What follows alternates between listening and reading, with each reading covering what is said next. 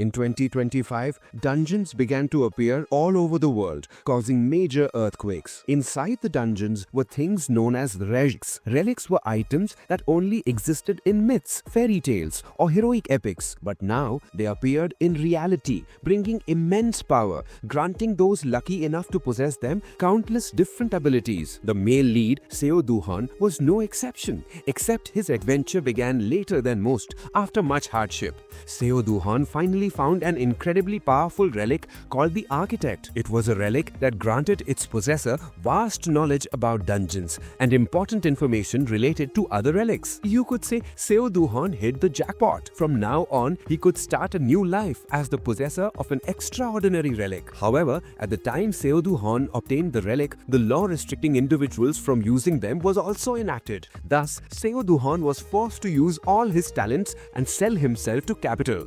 But in the end, Seo Joo-Heon fell into a trap set by the director Tae-jun simply because the superior skills he possessed made the director feel threatened. Seo Joo-Heon was strong, but his opponent in this battle was no slouch either. After a long struggle, he was now completely exhausted. As Seo Joo-Heon gave up, the snake's mouth, filled with sharp teeth, opened wide. Seo Joo-Heon swore at this moment that he would take Tae-jun's life at all costs, and his resentment aroused the interest of a nearby relic. Then I will give you another chance to see if with this opportunity you can truly claim the throne. As the strange voice echoed, a blinding light appeared simultaneously. Amidst the light, Seo Joo-Heon saw the silhouette of a crow. The light grew brighter and brighter, causing Seo Joo-Heon to temporarily lose his vision. He only remembered seeing a crow. Was that really a relic? So was that the Wang hero relic or Rango? A moment later, when his vision returned, the first thing Seo Joo-Heon saw was his intact legs. He was so shocked that he jumped up.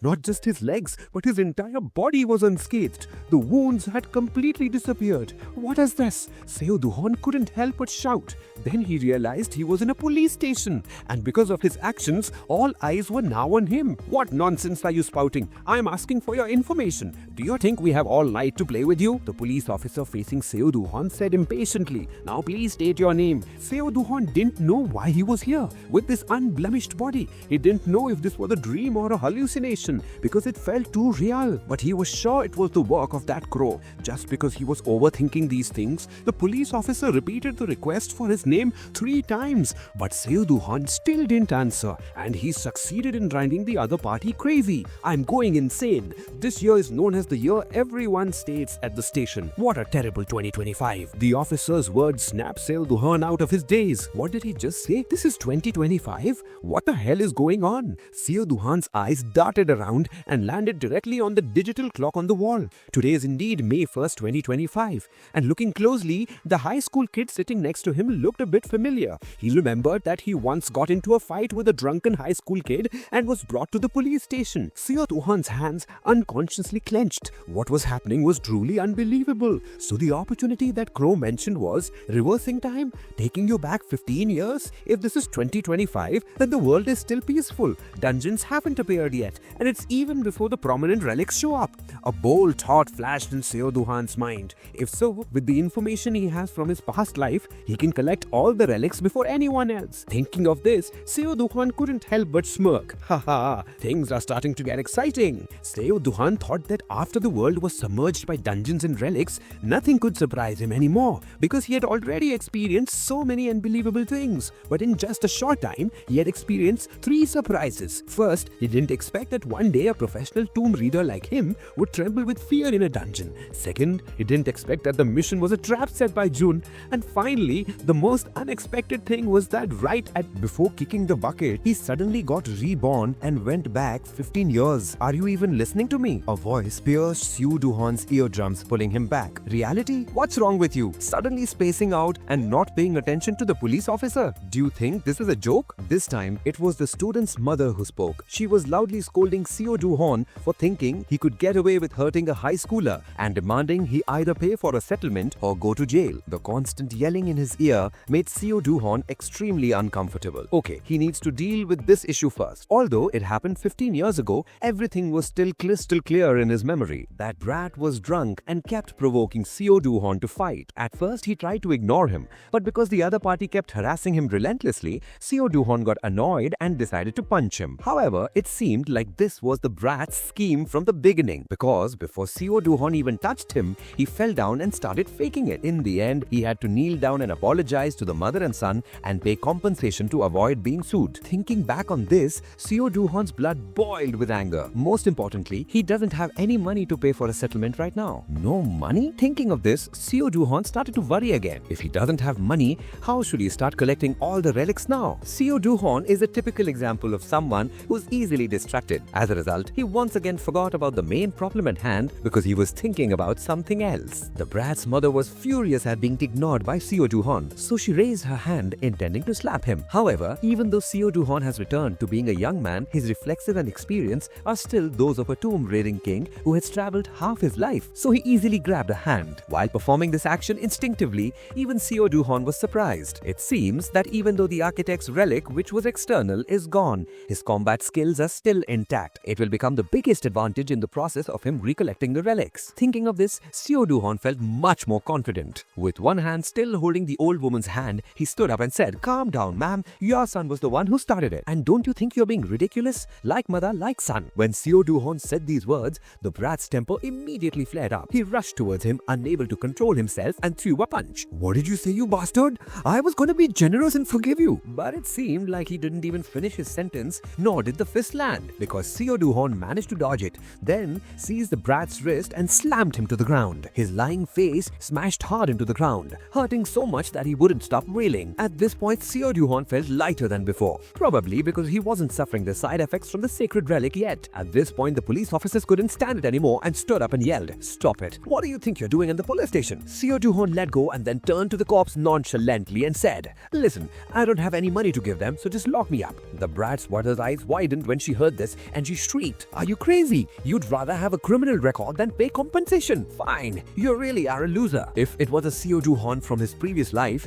he would actually be scared. But now those words criminal record mean nothing, because once the sacred relics appear, the world will descend into chaos and those petty laws will be useless. Sitting in the holding cell, Seo Joo-Heon thought a lot. Luckily, he retained his fighting skills, but that's still not enough. If he wants to acquire a lot of sacred relics, he has to figure out how to make money. Just then, a purple light flashed before Seo Joo-Heon's eyes. He immediately stood up and yelled, looking around, "That crow, are you stalking me? What the hell did you do to me?" There was no response, but several system screens appeared one after another in front of Seo Joo-Heon, question marks popping up above his head. "You damn crow, a game screen? Do you think my life is just a game?" Frustrated, Seo Joo-Heon swung his fist, but it went right through the bars. Then another window popped up in front of him, a newly issued quest requiring Joo-Heon to recover Tomb Raider's 4 basic skills, while currently the only awakened skill is scouting the barracks, allowing Joo-Heon to see everything within a meter radius. What's going on? Keep it down! Because of Seo Joo-Heon's shout,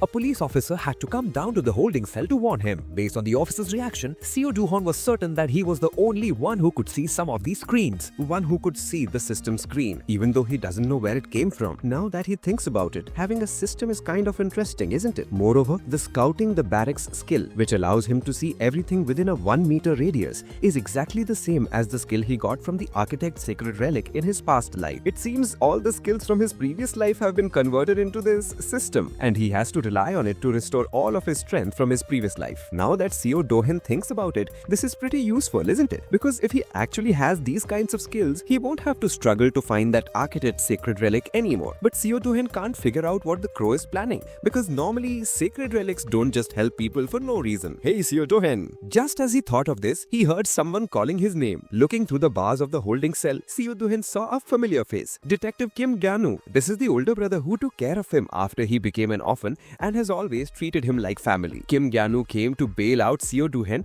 and ensure that he wouldn't get a criminal record for this. He kept rambling on about how that third-year middle schooler had caused trouble multiple times. But all Seo Joo-Heon noticed was Kim Ganu's youthful face from 15 years ago. It was a truly strange feeling. Then something suddenly occurred to him and he asked, "Ganu-hun, there's something I wanted to ask you. Have you received any information about unusual incidents or any reports related to supernatural abilities perhaps?" "What? Are you drunk?" Kim Ganu immediately questioned. Looking at his face, he didn't seem to be lying. Seo Joo-Heon guessed that at this point, no relic users had emerged yet. "Alright, just kidding. Go home and rest, hung." Seo Joo-Heon pushed Kim Ganu away, then started pondering a few things. May 1st, 2025. This was clearly the time when dungeons had appeared in many places, but there hadn't been any major commotion because relic users hadn't emerged yet. In other words, this was the perfect time for him to act. Because Seo Joo-Heon could use skills, his chances of success were very high. But the problem was he didn't have any money because the best relics appeared somewhere outside of Europe or America. Where was he supposed to get the money for a plane ticket? Oh, Seo Joo-Heon, why are you wandering around at this hour? If you're meeting these guys, you should try to make some money. Someone else called out Seo Joo-Heon's name. It was only the first day of his rebirth and he was already running into so many familiar faces. As soon as Seo Joo-Heon saw the thugs appear before him, the corners of his lips curled up into a sinister smile. It seemed he'd found a way to make money. Hey, Seo Joo-Heon, do you have no manners? You should bow down and greet your seniors. Seeing that Seo Joo-Heon didn't respond, the other party continued to speak haughtily. This bastard's name was Park Yong-tae. He was originally just some street thug, but now he and his older sister Park Yong-do were working as art brokers. They ran a few art galleries together and did nothing but cause trouble all day long. Back in high school, Seo Joo-Heon needed money urgently, so he had worked part-time for them. He only intended to work for a short time, but Park Yong-tae wouldn't let him go easily and made him work until he turned 20. Back then, even though he worked hard, Seo Joo-Heon was often bullied. The other party kept him around by threatening not to pay him and treating him like a dog. Now that they had met again, Seo Joo-Heon's anger was about to explode. Seeing that he didn't respond, a blonde guy stepped forward and started to berate him. Why do you dare not answer? You bastard, do you need a beating to wake you up? As soon as he finished speaking, Seo Joo-Heon's fist flew out. His body was light and his fist was powerful. This guy was punched in the face and immediately fell backwards amidst the surprised gazes of the others. Not waiting for them to recover, Seo Joo-Heon declared clearly, "You trash! I'm declaring that I won't be working for you guys anymore starting today. And before I leave, you have to pay me all the back wages and severance pay." Seo Joo-Heon said, cracking his knuckles, his eyes becoming incredibly dangerous. The others were also taken aback by his aura. They paused for a few seconds, then started laughing loudly. "Ha ha ha! I think this guy has lived long enough, huh? Has he been beaten so much that he's become stupid?" Then one of them lunged towards him, but Seo Joo-Heon's fist was extremely powerful and he knocked down another one in an instant. After giving him a punch, he even grabbed his hair and kneed him. This blow should be enough to knock him unconscious. Seo Joo-Heon's sudden change was surprising enough, but the fact that he was suddenly so strong was even more surprising to these thugs. To be sure, they decided to rush him all at once, but the result wasn't any better than it was for the previous two. With his 15 years of fighting experience, Seo Joo-Heon easily dealt with them in the blink of an eye. Seeing the thugs' panicked expressions, Seo Joo-Heon felt extremely gratified. This was the result of 15 long years facing all sorts of enemies. Using it today to teach a lesson to the ones who bullied him back then really hit the spot. Are you guys done already? I feel sorry for you guys because the world is going to get even harder to live in from now on. Seeing him acting so cocky, Park Yong-tae even angrily pulled out a fake knife. "We took you in and taught you a lesson and now you're repaying us like this? Looks like I have to cut you up for you to wake up, right?" Seeing that sharp knife, Park Yong-tae's underlings hurriedly tried to dissuade him, but his anger had clouded his mind at this point. Park Yong-tae no longer cared about the law or the police. He just wanted to take Seo Joo-Heon's life. However, he noticed something unusual. The knife in Park Yong-tae's hand was actually a relic. Even though he didn't know how he got it, it wasn't that surprising. Originally, most relics attract people by creating massive dungeons, but some relics secretly hide within human society. But anyway, after seeing it, Seo Joo-Heon had already decided that the knife would become the first relic he owned in this life. Park Yong-tae aggressively charged forward, wildly swinging the knife in his hand. But Seo Joo-Heon was as agile as a panther and leaned to dodge. He took the opportunity to grab the opponent's arm, twisting it back, forcing him to point the knife at his own throat. Park Yong-tae's arm trembled uncontrollably because if Seo Joo-Heon used just a little more force, the knife would stab straight into his throat. "You're pretty bold, daring to use a knife on me?" Seo Joo-Heon whispered in his ear, making his skin crawl all over. The remaining thugs were very anxious when they saw this scene, but none of them dared to rush forward for fear that Seo Joo-Heon would act impulsively and cause their boss to lose his life. However, he wasn't interested in taking the life of this scum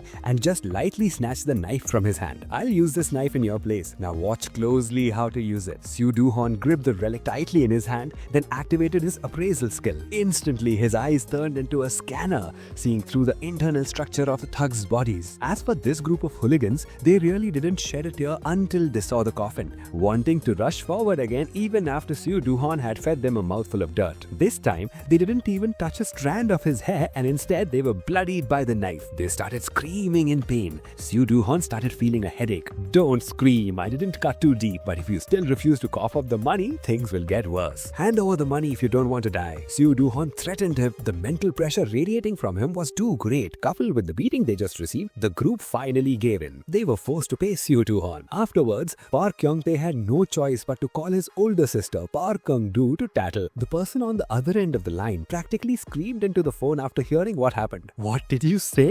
You guys were all beaten to a pulp by Seo Joo-Heon and had your money stolen? You can't come up with a more believable excuse. Who would believe that?" Park Kyung-tae cried and complained of injustice. It was understandable that Park Kyung-doo didn't believe because Seo Joo-Heon had always been the weak one they bullied. I don't know what's going on either. Just yesterday he didn't know how to fight at all, but now he's completely different. His eyes are full of murderous intent and his attacks are vicious. Park Kyung-doo sighed that asked, "So, how much money did you lose in total?" "I lost all the money in the bank and the goods that were about to be traded to," Park Kyung-tae stuttered in reply. And what awaited him was another ear-splitting scream. "You idiot! Did you lose the statue too?" Remembering back then, after robbing all the cash from Park Kyung-tae's group, Seo Joo-Heon still complained that the money wasn't enough. His murderous gaze swept over the group of thugs. Then he threatened, "If I find anything else on you guys, you're done." This threat really worked, because then, before he even needed to search them himself, Park Kyung-tae had to take out a golden Buddha statue. Seo Joo-Heon didn't know what it was, but it looked expensive. Moreover, those thugs kept begging him not to take it, so Seo Joo-Heon was even more certain of the object's value. And in the end, he snatched it away despite Park Kyung-tae's group's hopeless cries. Park Kyung-doo's face turned ashen after hearing the story. Her voice was icy. "Get it back at all costs. Get it back for me immediately. These blockheads." After getting the item, Seo Joo-Heon immediately took it to a pawn shop, hoping to make a fortune. But the shop owner took one look and said that the statue wasn't worth even 50,000 won and advised him to take it home for decoration instead. No way. Seo Joo-Heon was stunned, but the owner insisted that he could tell at a glance that no one would buy it. Seo Joo-Heon thought for a long time. That bastard Park Kyung-tae acted like this statue was worth millions of won. Could it really just be junk? After leaving the pawn shop, he was still thinking about it. Seo Joo-Heon clearly felt that this thing was valuable. Could his feeling be wrong? Because there was no architect relic here. Seo Joo-Heon's eyes were fixed on the statue. Then the system window appeared again, announcing that thanks to his scouting skill, he had discovered something suspicious inside the Buddha statue. Seo Joo-Heon made an awe sound. He understood. The thing that really scared Park Kyung-tae was inside the statue. He immediately took out the artifact knife, then made a few basic cuts to chop the statue into 4 pieces. Inside was a plastic bottle containing some kind of liquid. Although he didn't know exactly what this was, Seo Joo-Heon immediately guessed that it was some kind of addictive drug. Thinking about it, Park Kyung-tae and his sister own hundreds of art studios. If all those studios were a cover for selling illegal drugs, then getting rich wouldn't be unreasonable. Moreover, the two Park siblings didn't seem like the type to work honestly for money. Thinking of this, he immediately took out his phone and called Kim Ji-woo. The reward for reporting drug possession is as high as 100 million won. Why not report it? In another development, Park Kyung-doo and her art studio are in trouble because she couldn't deliver the goods on the client on time. That old hag got chewed out until she was withered and beaten by some chairman. After Park Kyung-doo begged and pleaded for an extension on the delivery date until his tongue was worn out, Park Kyung-tae returned with a bruised and battered face. More importantly, he was being escorted by 2 complete strangers. "Where the hell have you been? Have you found the Buddha statue yet?" Park Kyung-doo roared. But as soon as he finished speaking, he noticed something was wrong because Park Kyung-tae was in handcuffs at that moment. "We received a tip that you people are organizing the illegal sale of narcotics." Kim Ji-woo took out his documents and then accused the other party. Although accused by the police, Park Kyung-doo naturally refused to admit it. She said that her place was full of artworks and she was an absolutely law-abiding citizen. This made Kim Ji-woo unable to resist laughing. Why do criminals always say the exact same things? How entertaining. We have enough evidence here already. We also know very well that this isn't everything you have. You also have countless of these things stored in the warehouse, don't you? Hearing this, Park Kyung-doo was stunned and didn't know how to retort. Meanwhile, Seo Joo-Heon had led another group of officers down to the warehouse. He easily unlocked the door thanks to his extraordinary memory. In his past life, it could be said that memorization was Seo Joo-Heon's only talent. It was because of that ability that Park Kyung-doo wanted to take advantage of him.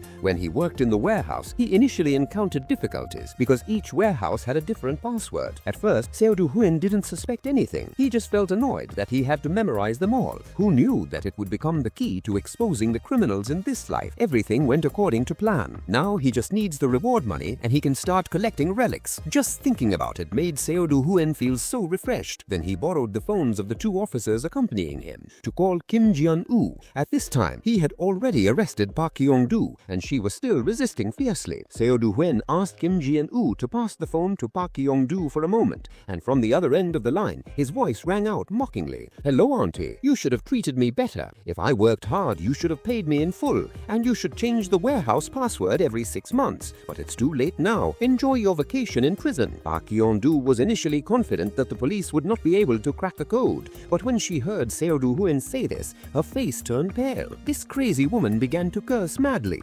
vowing that she would take Seo Joo-Heon's life. But now she no longer has the opportunity to take revenge, and the prison door is open and waiting. That night, Seo Joo-Heon returned home in a more comfortable mood than ever. On the way, he received a message from Kim Ji-woo. "Joo-Heon, you did great. I'm proud of you. You'll get the 100 million reward soon. Remember not to spend it all frivolously. You have to learn how to spend money wisely, got it?" These messages made Seo Joo-Heon feel warm inside. Even though Kim Ji-woo now has a family and lives separately, he's always worried about him like a younger brother. Leaving that aside, the 100 million won was a pretty good start. Now Seo Joo-Heon has the capital to prepare for the sacred relic collection process. He swore that he would find that bastard Kwon-Zoo and make him pay for what he did to him in his past life. As he was walking and thinking, Seo Joo-Heon arrived near his home, but the scene in front of him made his jaw drop in astonishment.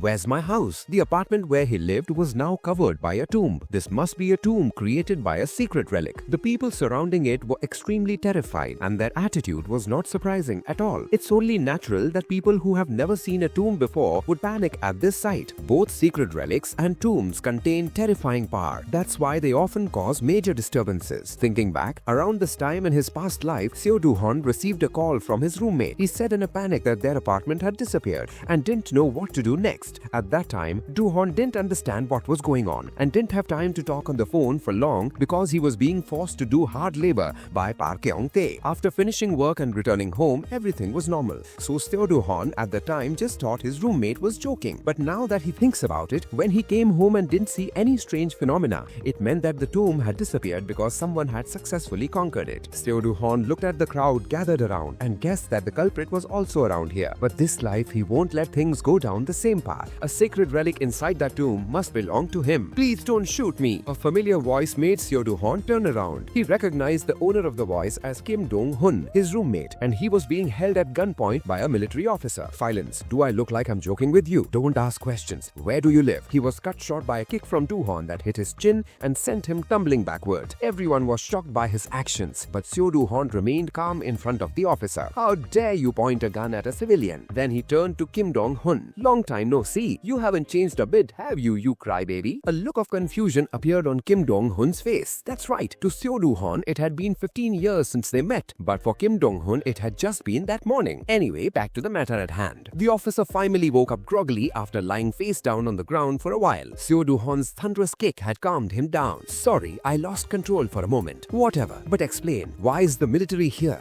Aren't these issues usually handled by the police?" Seo Joo-Heon questioned. When he saw the military, he felt something was off. "Don't tell me you guys are trying to enter that tomb. This is top secret information," the military officer replied tensely. Seo Joo-Heon wanted to know the reason, because all he knew now was that the government could be his opponent. But why did they know about the existence of the sacred relic so early? So Seo Joo-Heon stepped forward and pressed the officer. "Don't mess around. I live in that building, so I have the right to know the truth. I need to know why armed soldiers are here. I don't think you realize you're making a big mistake. Do you know I can report you to the authorities for pointing a gun at a civilian? If you're smart, don't make things worse. I just want to know the reason." The more Seo Joo-Heon spoke, the more tense the soldier looked. Finally, he gave in and stammered that the military was trying to understand the tomb and excavate what is inside it. At the same time, he reassured Seo Joo-Heon by promising that they would ensure absolute safety for civilians. "We've invited foreign experts, so I'm sure everything will be fine," he added. The words "foreign experts" almost explained Seo Joo-Heon's suspicions.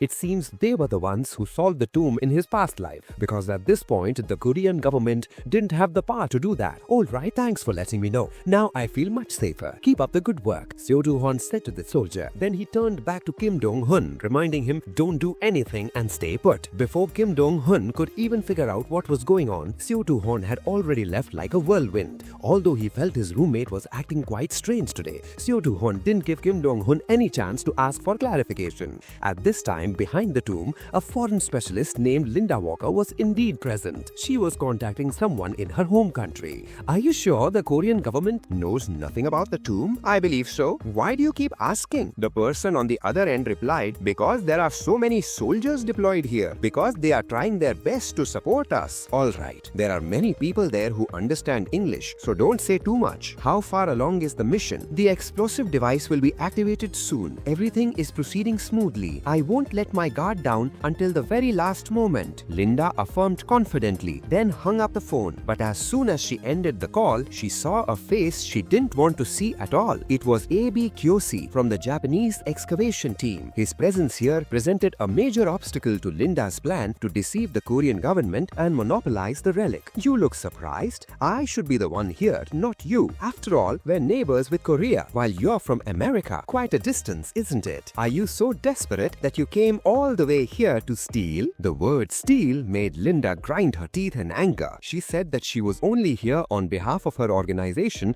to recover a relic that had been stolen from them, and her mission with the international police was to maintain peace and conduct safe experiments related to the relic. But of course, Kyoshi wouldn't believe this clumsy excuse. Oh, how wonderful. If we promise that we can also conduct the experiment safely, are we allowed to keep the relic? We all know you're not allowed to. Kyoshi's tone was full of sarcasm. Why do you think we should believe you? We have a common goal now, so let's not waste time with these pointless stories. I assure you, the relic will be ours. Kyoshi didn't bother hiding his intentions and laid his cards on the table with Linda. Of course, she was also determined to snatch the relic for her own organization, and their conversation was all overheard by Seo Joo-Heon. At a glance, he could tell that these two are a CID agent and a member of the Japanese excavation team. Moreover, they were both quite skilled. Although tombs had begun to appear all over the world at this time, the existence of relics and tombs was only considered a harbinger at the time. At that time, a few pioneering countries began to truly understand the real meaning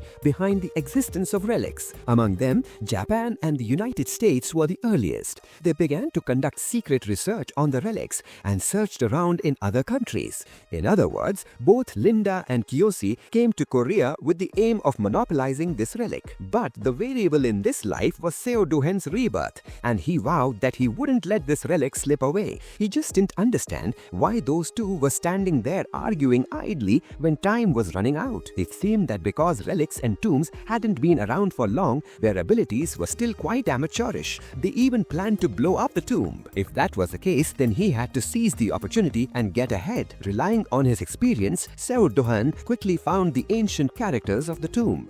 Relics are actually very funny entities. They want to introduce themselves in their own way and hope to be noticed by humanity. It's as if they think they are the main characters in a fantasy world, and these ancient texts are one of the ways for the sacred relic to attract humanity's attention. If you can decipher them, the sacred relic will tell you where the entrance is, as well as what kind of traps are in that tomb.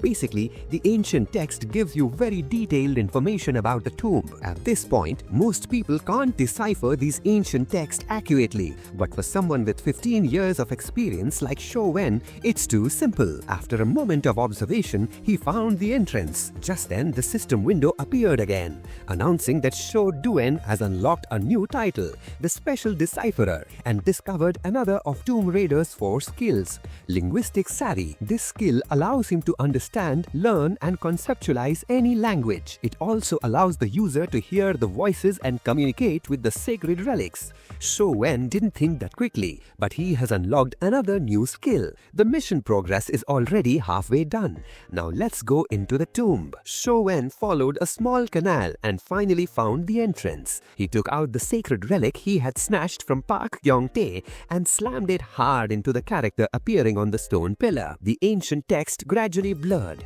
The letter in the center flashed a brilliant golden light. Yoo-Heon was standing still observing when suddenly he saw the system window appear next to him. It gave a warning that you have detected a soul pressure approaching. Immediately afterwards, a violent surge of energy suddenly erupted from under the ground. A fiery red pillar of light shot straight into the sky, and the surrounding area was instantly immersed in a dazzling red color. The commotion here was too loud. Linda and Kiyoshi quickly detected the existence Of the pillar of light. What the hell is that? A subordinate ran up to report. It seems the tomb's gate has been opened. Kiyoshi looked doubtful. Is that light the entrance? He couldn't wait to see it for himself and ran off in a flash. Linda anxiously stopped him. Wait! Kiyoshi walked over and instructed a young soldier. You guys stay here. A second explosion could happen at any time. Make sure people don't get close. Did you hear? Linda witnessed the scene just now and couldn't help but say sarcastically, "What a cunning guy." Kiyoshi didn't deny it, just smiled apologetically. If those guys interfere with our work, things will only become more complicated.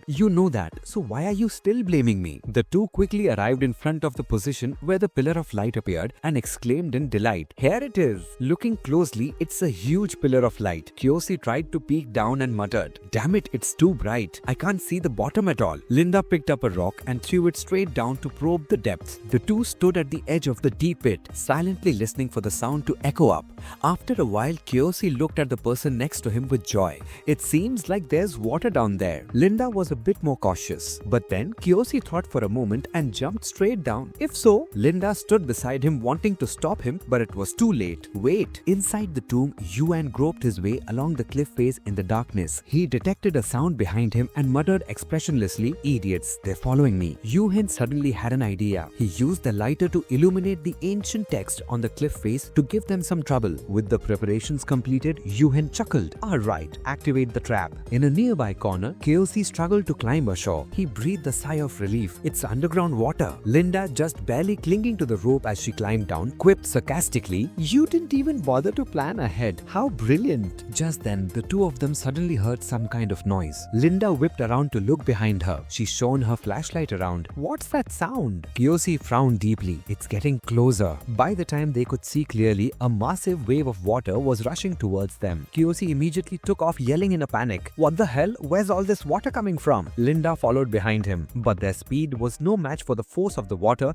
and they were instantly submerged. Kiyoshi and Linda were tossed around in the icy water, coughing and struggling to stay afloat. Cut to another location. Yuan leisurely followed the path, focused on what lay ahead. Suddenly his eyes lit up. Yuan muttered to himself in a low voice, "Found it." In front of him was a crystal clear pool of water, its surface reflecting a soft light. Yuan lowered his gaze to the dagger in his hand. "This is all I've got to work with. Guess I'll have to use it." No sooner said than done. He tossed the dagger into the pool without hesitation. Immediately, the once calm surface of the water erupted into swirling ripples that spread outwards. A giant serpent suddenly emerged from the water, its tongue flicking out to face Yuan. It spoke slowly. "What troubled soul has dropped something?" The snake opened its mouth wide, revealing two daggers neatly arranged inside. It urged, "Now answer me. There's a golden dagger and a silver dagger. Which one is yours?" The corner of Yuhan's mouth twitched slightly. Such an easy question. According to what he knew, the relics in his catacombs were called the Golden Axe and Silver Axe. It's based on a fairy tale originating from Aesop's fable, The Cornus and the Woodcutter. Yuhan thought to himself, the story is known in many countries, so foreigners can easily overcome this challenge. He smirked, "But it's too late. These relics are mine." With that thought, Yuhan raised his head and answered the serpent, "Neither of them are mine." Upon receiving his answer, the giant serpent's eyes widened. It opened its mouth once more. Inside, the golden hilted dagger. "So this is yours." Yuhan didn't rush to answer it, thinking, "That's right, it is mine. If I answer like that, I will not only get my dagger back, but also receive the golden axe and silver axe as gifts." But things can't be that easy. His eyes glared intently at the serpent. But Yuhan smiled and offered, "Can I check if it's really my weapon?" The serpent agreed. Of course. It approached Yuhan without suspicion, obediently opening its mouth to allow him to act. The dagger rested neatly inside the serpent's mouth. Yuhon slowly grasped the hilt. In the next second, he unexpectedly used that very dagger to slash deeply into the serpent's body. Fresh blood spurted out, and it roared in fury. "What are you doing? Why would you do this when you were about to complete the trial?" Yuhon smirked. "Silence. You know I'd never trust you, Relic." Looking at the serpent lying limp by the lake, he slowly analyzed. "Even if I pass the trial, there's no guarantee you'd reward me with something normal. You relics are always like this." Yuhon said mockingly, "Who knows? The reward you give me might turn me into a psychopathic killer." The serpent was stunned upon hearing this. "How could a mere mortal like you know about that?" Briefly explained, "The truth is that the owner of the golden axe and silver axe became a crazed murderer. The number of people who died because of this relic is countless." Yuhon casually exposed the serpent's scheme. You were planning to give me a cursed fake relic? How ridiculous. That was the real purpose behind this trial from the start. As soon as he finished speaking, he suddenly stomped hard, using the momentum to leap forward. Yoo-Heon swiftly straddled the snake's back, plunging the dagger deep into its body, causing the snake to roar in pain. It grit his teeth, adding more force. Pay the price for your sins, Relic. The snake glared at Yoo-Heon. You actually believe you can control me this way? Usually after passing a tomb filled with traps, if you overcome the Relic's trial, you receive a reward. Basically, by overcoming trials and conquering adversity, the Relic grants its user countless special abilities. Then, the Relic and the user develop a mutually beneficial relationship. This is what's considered normal in the relationship between humans and Relics. However, the reality is that Relics always harbor hatred towards humans because their design and purpose is to harm them. After using a Relic for a while, humans often fall ill. Yoo-Heon understood this clearly. That's why Relic users often possess healing relics to gain more power and authority. That's why that bastard always took advantage of him. Yoo-Heon always told himself that's so he didn't need any so-called relationship with those damn relics. Thinking of this, Yoo-Heon became even more ruthless, causing the snake to writhe and roar. It hurts, you bastard! He didn't care at all, coldly looking at the monster below. Let's see how long you can endure. I will assert my dominance and force you to obey. The snake thrashed wildly, trying to throw Yoo-Heon off. Stop it, human! He raised an eyebrow and smirked maliciously. Does it hurt a lot? Let's see how long you can take it. Yoo-Heon concentrated his strength, plunging the dagger deeper into the snake's body. I will assert my dominance and force you to obey. You should know that you need talent to a certain degree if you want to control a relic. If you don't have any talent, you will be devoured. Specifically, that talent is divided into three main groups by scholars. The first group is sociability, the ability to form a relationship with a relic. Next, the second group is dominance, the power to command and control the relic. Finally, the third group is compatibility, a strong emotional connection between the user and the relic as if they were made for each other. For example, a musician finding a musical instrument relic. In reality, most people want to enhance this sociability. It's the easiest way to use a relic and allows you to gain complete power from it. That's how it is in Terry, but choosing that part is still too brutal. When relics become close to their masters, they start emitting toxins that gradually make their masters sick. Thinking of this, Yoo-Heon became even more determined in his choice. That's why I never go for this sociability type. Those who choose that path are just dogs. Kneel before me, Relic. He put on a fierce expression, threatening coldly. If you don't obey me, I'll tear you to pieces. You think I wouldn't do that? The giant snake couldn't believe what it was hearing, its eyes wide with horror. What? I thought you humans craved us. Its body suddenly vanished, transforming into a golden axe. Yoo-Heon sighed with satisfaction. Success? As soon as he received the relic, the system window appeared again. It announced that Yoo-Heon had unlocked a new skill called Tomb Excavation, the basic skill course. The interface displayed a series of stats for Tomb Raider's basic skills. Yoo-Heon glanced over it, smiling amusedly. I can skill again. Now all I need to do is unlock the relic too. One more skill. I wonder what I have to do. In the next second, another system window suddenly appeared. He wondered and checked it. The notification left Yoo-Heon stunned. The system recognized him as the relic abuser. This title increased his dominance. Yoo-Heon looked up, grumbling into the void. Hey Crow, how did I get labeled as a relic abuser? Well, it doesn't matter. If my sociability decreases, I don't need to use it anyway. Suddenly, a voice echoed, immediately alerting him. Found it, a pond. Linda and Kyosi had finally caught up. They said cheerfully, this is exactly as the prophet said. Yoo-Heon quickly hid, narrowing his eyes at the two. Those bastards got here faster than I thought. Kyosi eagerly pulled out a vial. Come out, sacred relic. Linda pressed. What are you planning to do? Ignoring her, he hastily threw the vial into the lake. Linda, even more puzzled, what are you doing? Yoo-Heon observed Kyosi's actions and immediately understood his purpose, sneering. Idiots, it's too late. He thought to himself, I should keep an eye on them. I have a feeling they'll be a pain in the ass later. An idea sparked in Yoo-Heon's mind. Should he quietly take out his dagger? As Yoo-Heon hesitated, a system window appeared, grabbing his attention. It displayed the stats of the sacred relic in Yoo-Heon's hand. Egyptian funeral dagger. Maximum uses 54/100. He paid special attention to the last line of information. It's already been used. Yoo-Heon withdrew his hand, squinting with a wry smile. Is this your way of reminding me to think carefully? Across the lake, Kyosi was furiously complaining. Why isn't there any reaction? The prophecy said I had to throw an item into the lake. Linda immediately caught the keyword. Prophecy? So there's someone in Japan using a prophetic sacred relic? Kyosi was in a foul mood. He snapped back. That doesn't matter right now anyway. Kyosi gesticulated wildly. Someone stole the sacred relic. This is troublesome. It means more people know about them. Linda couldn't deny this point. That's right. She glanced around and then lowered her head and thought. The marks on the ground looked like footprints. Someone must have been here. In the silent space, a sudden noise instantly attracted Kiyoshi's attention. What was that just now? He had no idea that it was Yoo-Heon casually using a few stones to create a diversion. Kiyoshi frantically shouted. The sound came from over there. Yoo-Heon chuckled to himself. These guys are so gullible.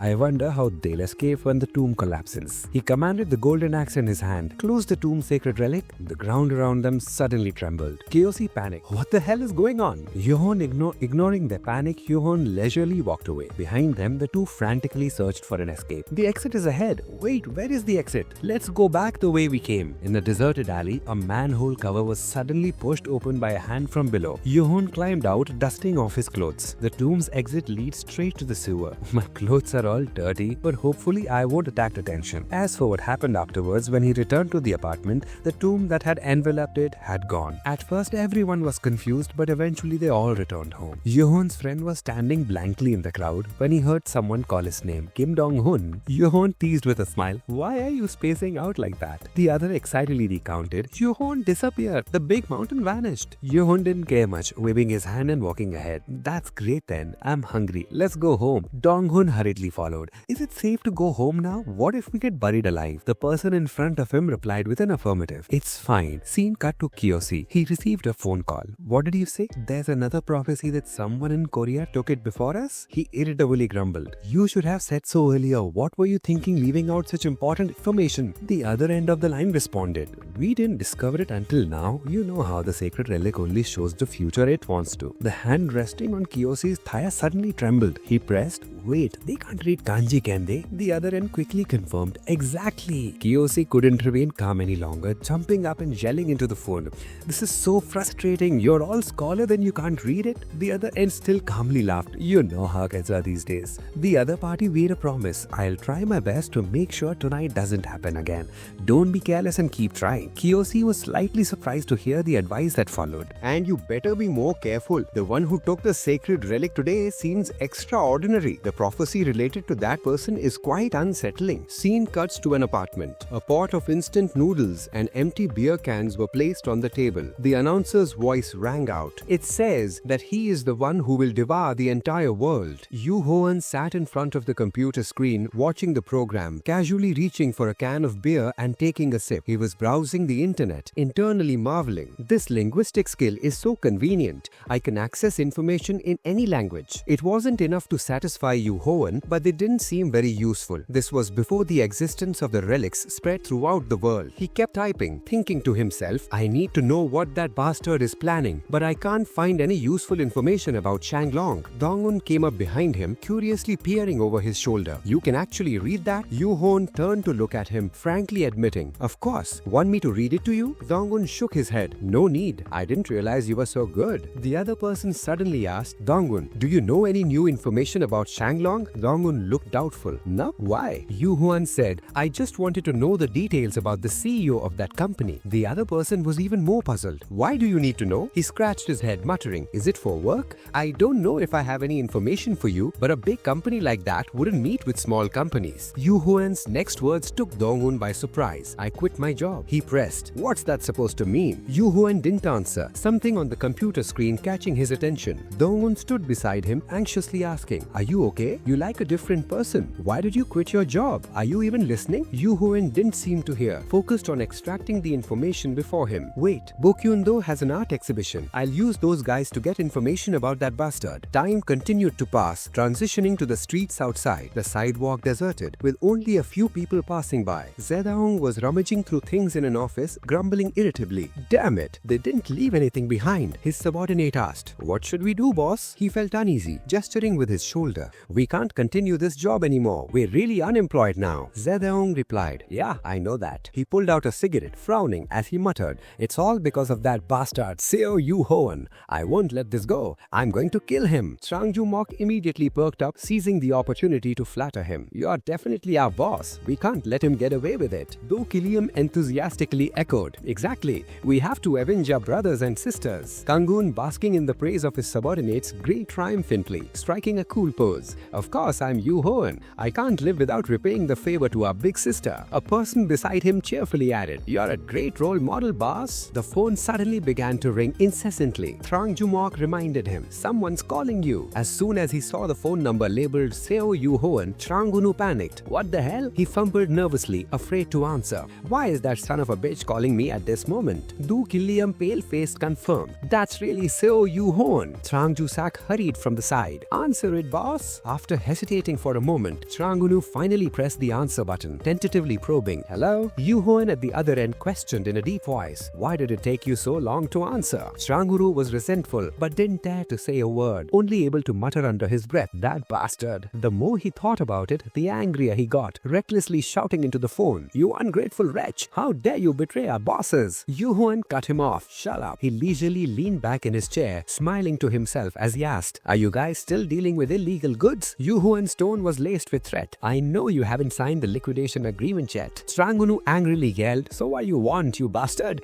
Because of you, all the big brothers and sisters were arrested, and all the art was confiscated. Now we have no choice but to stop doing business. A sigh came from the other end. So you still haven't stopped doing business? Yoo-Heon chuckled. So you can still work, right? Perfect. I want you guys to go to Mises. Hearing this, Kangun was stunned and asked, Mises? To briefly introduce it, Mises is the largest secret auction house in the world, located in Las Vegas. Many of the world's greatest treasures are gathered there. Yoo-Heon thought to himself, I know that Chizu has participated in an auction there and bought many powerful relics. Mises is the best place to get all kinds of relics. If I have people there, I can gather almost all the information about that bastard Chizu. He ordered the people on the other end of the line. Within this month, quickly find some items and the whereabouts of a person at the Mises auction for me. Yoo-Heon said, the person you need to find is Jack Gaia. According to his research, Jack Gaia is a pseudonym that Chizu often uses. Yoo-Heon didn't forget to warn them. If you can't find that person, report it to me immediately. If you dare give me false information, don't blame me for being ruthless. Shanglu jumped up in anger. You are talking nonsense. How would we get into Mises? We've been able to work until now thanks to our big sister's connections and skills. The other end of the line only casually said, That's for you guys to figure out. Yoo-Heon put on his coat, casually saying, I'm not as free as you guys. I have some things to do. Consider what I just said as work. So depending on the quality of the information, I'll pay you. Kanglu hearing this shouted, What did you just say? Yoo-Heon's phone blared with a series of agitated voices. No matter how much you pay me, I'll never listen to you. I told you, ignore him. Where are you right now? Yoo-Heon retorted, If you don't want the job, then forget it. I'll save some money because you guys will come to my heinous no matter what. His cold threat made Shanglu shudder. Seems like you didn't get beaten enough last time, huh? If that's the case, I'll come and beat you until you agree. Sound good? He hurriedly spoke up.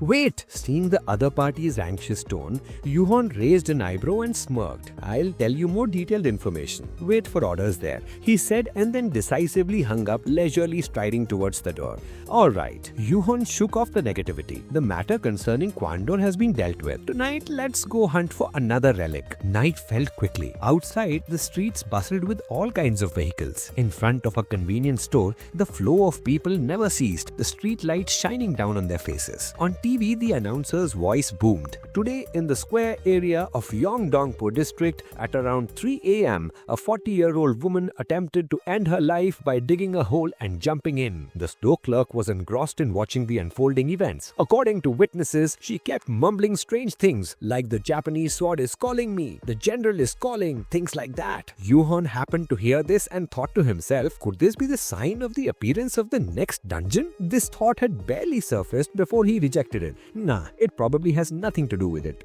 An annoyed voice cut through Yoo-Heon's thought process. Are you done yet? How long are you going to stand there? This place is pretty narrow, I can't get through. The person who spoke was Kyosi. He snapped angrily. What? Don't you understand? Because I'm speaking in a foreign language. Oh well, he was see how angry I am already. Move! Yoo-Heon, upon clearly seeing the person in front of him, was stunned. That bastard! Why is he here? This is the bastard from the Gold Axe Relic dungeon. He didn't bother to respond, lowering his eyes to think. I get it now. Yoo-Heon's guess was confirmed. If this bastard is here, it means a new dungeon is about to appear in this area. Kyosi, seeing that he wasn't reacting, gritted his teeth. Hey, move out of the way! According to what Yoo-Heon knew, there was someone in Japan who possessed a prophetic relic to help them. He suddenly spoke, interrupting. Shut up, you're too loud. You think I don't understand what you're saying? Kyosi, hearing the familiar language, was briefly surprised. A Japanese person? He immediately changed his attitude, forcing a smile and apologizing.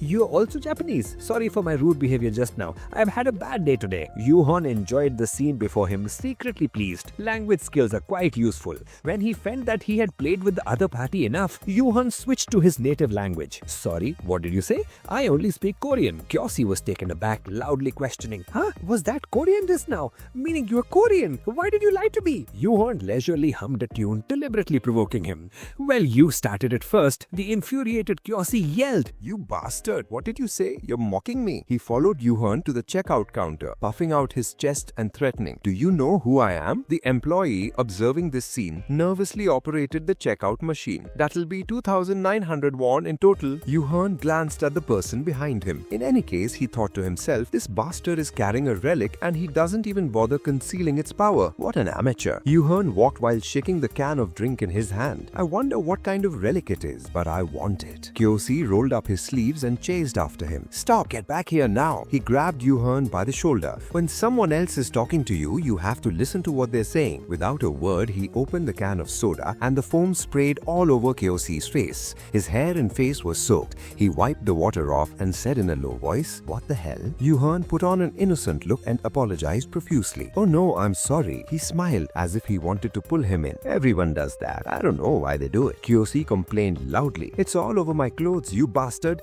You have to pay for my dry cleaning. Yoo-Heon seized the opportunity to get close and stealthily reached into his pocket. He calculated in his mind. It's a bracelet and it's a small type relic. If I steal it now, it'll be obvious right away. Yoo-Heon smiled and said, hey, let it go. I don't have any money with me and the clothes aren't that expensive anyway. Before Kyosi could erupt, Yoo-Heon bent down to distract him. Did you drop something? He picked up a card and held it up to the other person. Shouldn't you be more careful with your ID card? The moment Kyosi saw it, he snatched the card from Yoo-Heon's hand. Give it here. He narrowed his eyes slightly, feeling uneasy. Did he see my ID? If it gets out that a member of the Japanese excavation team is here, things will get complicated. But he's just a civilian, so there's nothing to worry about. Just then, a tremor shook the ground, startling both of them. The surrounding crowd immediately erupted in chaos. What was that? What the hell was that? An earthquake? The tremors grew more violent, and many people lost their balance and fell to the ground. Yoo-Heon suddenly felt excited. Bingo! I've been waiting for the tomb to appear. It quickly left, while Kyosi remained in place, grinning broadly. Just as predicted, everything's in chaos. He made a phone call to report the situation. Soda, the tomb has appeared. The other end replied, I understand. There's something else you need to know. The information from the other end struck Kyosi like a bolt of lightning.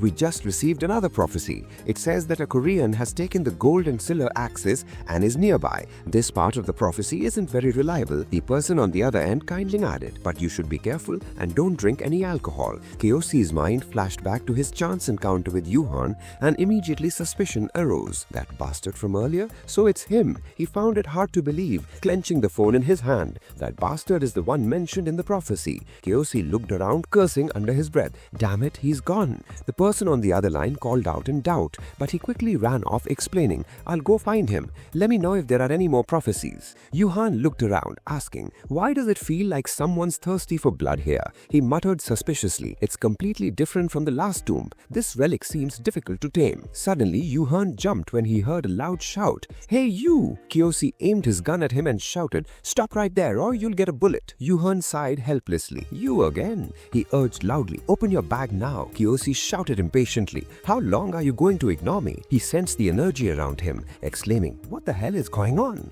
A system screen appeared before Yoo-Heon. Warning, you have detected a terrifying pressure approaching. Cracks appeared beneath their feet, from which a glittering golden light radiated. Yoo-Heon startled, gritting his teeth and using his hand to shield himself from the dazzling light emanating from the ground.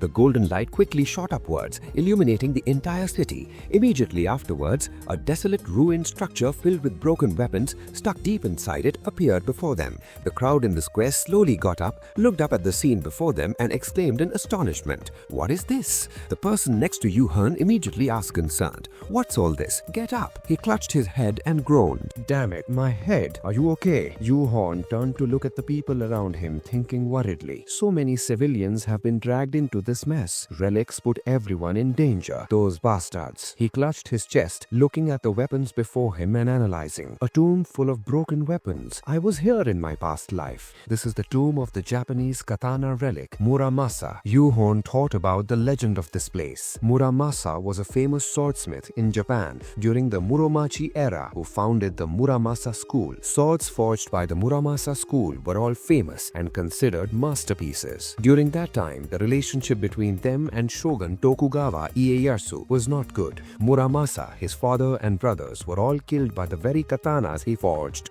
Because of that incident, Tokugawa ordered all Muramasa swords to be destroyed, and there are rumors that Muramasa swords are cursed katanas. Joo-Heon stared at the system screen pondering. So, this is the kind of relic we're up against? This relic contains a lot of resentment towards humans. Immediately after, a warning sound blared. The relic's bloodlust is latching onto your body. Your skin is being damaged. You need to protect your body. Joo-Heon frowned, watching the purple light flash before entering his body. He looked at the wound on his hand, whispering softly, "It started, huh? I need to deal with this tomb quickly." Kiyoshi appeared behind Yoo-Heon, coldly reminding him, "I told you not to move." He pointed a gun at him, ordering, "Open the bag, dump everything out." Yoo-Heon internally cursed, "This bastard is persistent," then loudly retorted, "This is called robbery. Why would I listen to you?" Kiyoshi, hearing this, called out in suspicion. He smirked coldly, threatening loudly, "Tired of living? Don't mess around, unless you want me to cripple you." Yoo-Heon raised both hands high, nonchalantly, urging, "Then shoot me." Kiyoshi gritted his teeth, a curious sound escaping as he heard him continue, "But I advise you not to. It's useless." He lowered the gun to his feet, yelling, "You bastard! You'll regret it if you think I'm just joking. I'll shoot your legs to make you understand your situation." Seeing that Yoo-Heon still didn't comply, Kiyoshi shouted in fury, "Fine if that's what you want." But suddenly the gun exploded. He clutched his hand in pain, yelling, and Yoo-Heon beside him teased, "See, what did I say?" Yoo-Heon grabbed Kiyoshi's collar, declaring, "That relic is mine now, so don't dream about it." He grabbed his hand back, questioning, "What are you doing? Let me go." Kiyoshi was pulled away by a strong force. Yoo-Heon's voice rang out, "You're blocking my way too much, so get lost." He gritted his teeth and threw him down with force. He crashed heavily onto the ground. Yoo-Heon, with his hands in his pockets and a calm expression, pointed out, "When you enter the tomb, all kinds of modern weapons are useless because the relic doesn't want humans to easily overcome the tomb." Kiyoshi immediately stood up. He glared at him and shouting, "How do you know that? The one who took the golden axe and silver axe must be you." He reached out and grabbed Kiyoshi's collar, pulling him close and coldly admitting, "That's right." He was startled and yelled as the demons latched onto him, "What the hell is this?" Yoo-Heon turned his head to look behind him, instructing, "Lie still, you idiot. Let me tell you, the traps here are quite nasty." Seeing him run away, Kiyoshi yelled to stop him. "Wait, you bastard." He was pulled back by the crowd, gnashing his teeth and roaring, "I have to kill that guy." "Hello." Kiyoshi looked at the crowd in front of him, greeting them. "Everything's under control, so there's nothing to worry about." The crowd immediately whispered among themselves, "You, that's creepy. What's he saying? What the heck is that?" He had no choice but to add, "Is there anyone here who speaks Japanese?" One person stepped out and replied, "I know a little." Kiyoshi inquired, "Then can you give me a hand?" Immediately after, a voice rang out, stopping them. "Wait a minute, everyone." Another person pointed at him and shouted, "He is carrying a gun." Another person also disagreed. "What if he is dangerous?" The other person, hearing this, disagreed. "But that doesn't mean we can just abandon him like that." Kiyoshi, with a head of cold sweat and his neck tightened by the monsters behind him, repeated with a sinister smile, "Hello." He tried to hold up a card and introduce himself. "Please trust me. I'm from the Japanese excavation team. I've been trained on how to handle situations like this." The crowd was startled and hesitated as they heard Kiyoshi promise, "I promise to get everyone out of here safely." Moment, a pair of feet from afar were gradually approaching this place. Yoo-Heon held an item belonging to Kiyoshi, smiling as he searched inside. "Alright, let's see what kind of relic this guy is carrying." In his head, he thought of the scene just now. "When I threw him, I managed to slip my hand into his pocket. This bastard dared to face me without any knowledge of the tomb." Yoo-Heon looked at the two items in his hand, counting carefully. This is a bracelet and a small box of rice cakes. He stared at the bracelet, whispering, "This relic is from a Korean folktale. Two siblings who became the moon and the sun." Yoo-Heon's mind flashed with a familiar plot. The tiger killed the mother to eat more rice cakes. Just as it was about to kill the two siblings, a rope descended from heaven to save them. He glanced at the system screens, noting that this relic wasn't top tier, but still useful. Better stash them away for now. The screen flashed the notification, "Petty Pilferer. You unlocked the new title and discovered a new skill. You have awakened the basic skill of Tomb Raider, Nimble Fingers, rank F." Yoo-Heon looked at the system screen and exclaimed, "I got another skill? That makes 4 basic skills." The screen immediately displayed information. Nimble Fingers, rank F. By simply touching an item once, you can clearly understand how to use consumable relics. The wear and tear on relics is significantly reduced. Your relic repairability is increased. High success rate when stealing relics from others. Tomb Raider basic skills 4 quarters. Scouting, rank F, allows you to observe within a 1 meter radius around yourself. Linguistics, rank F,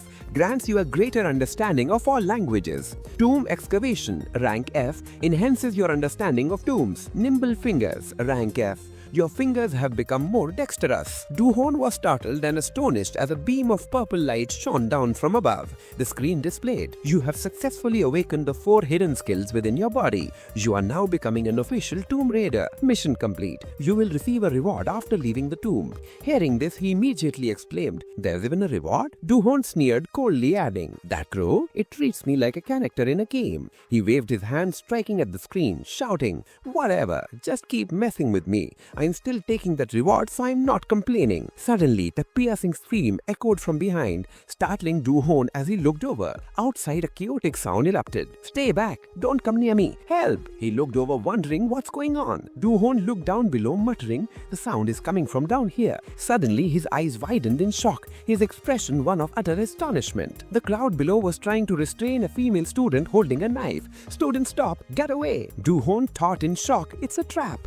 The crowd looked at the female student wielding the knife, her body radiating bloodlust, and screamed in fear. "Someone please stop her! Student, calm down!" Someone noticed her blank, wide eyes and cried out, "I think she's lost consciousness." Joo-Heon looked down, frowning as he concluded, "She is being possessed. Anyone who touches that knife will be possessed too." He speculated inwardly. When a person is possessed by that knife, it is very difficult for the possessed person to escape it. Eventually, everyone will die. That's the nature of this trap. Joo-Heon looked towards the bridge nearby, realizing that the more people died in this pit, the more this bridge will be developed. It was a sacrificial trap. He looked down towards the people inside and shouted, "Hey, who let you guys into this pit? Was it a Japanese guy?" Someone below quickly shouted back, "Yes, it was him. He sang some strange songs and then escaped from here. After we pulled him out, this is what happened." The voice rang out. "He said that we all need to die to protect the secret." Hearing this, he immediately cursed that bastard. He slowly slid down into the pit, thinking to himself, perhaps that's what the Prophet Relic user told him to do. The crowd saw Joo-Heon sliding down into the pit,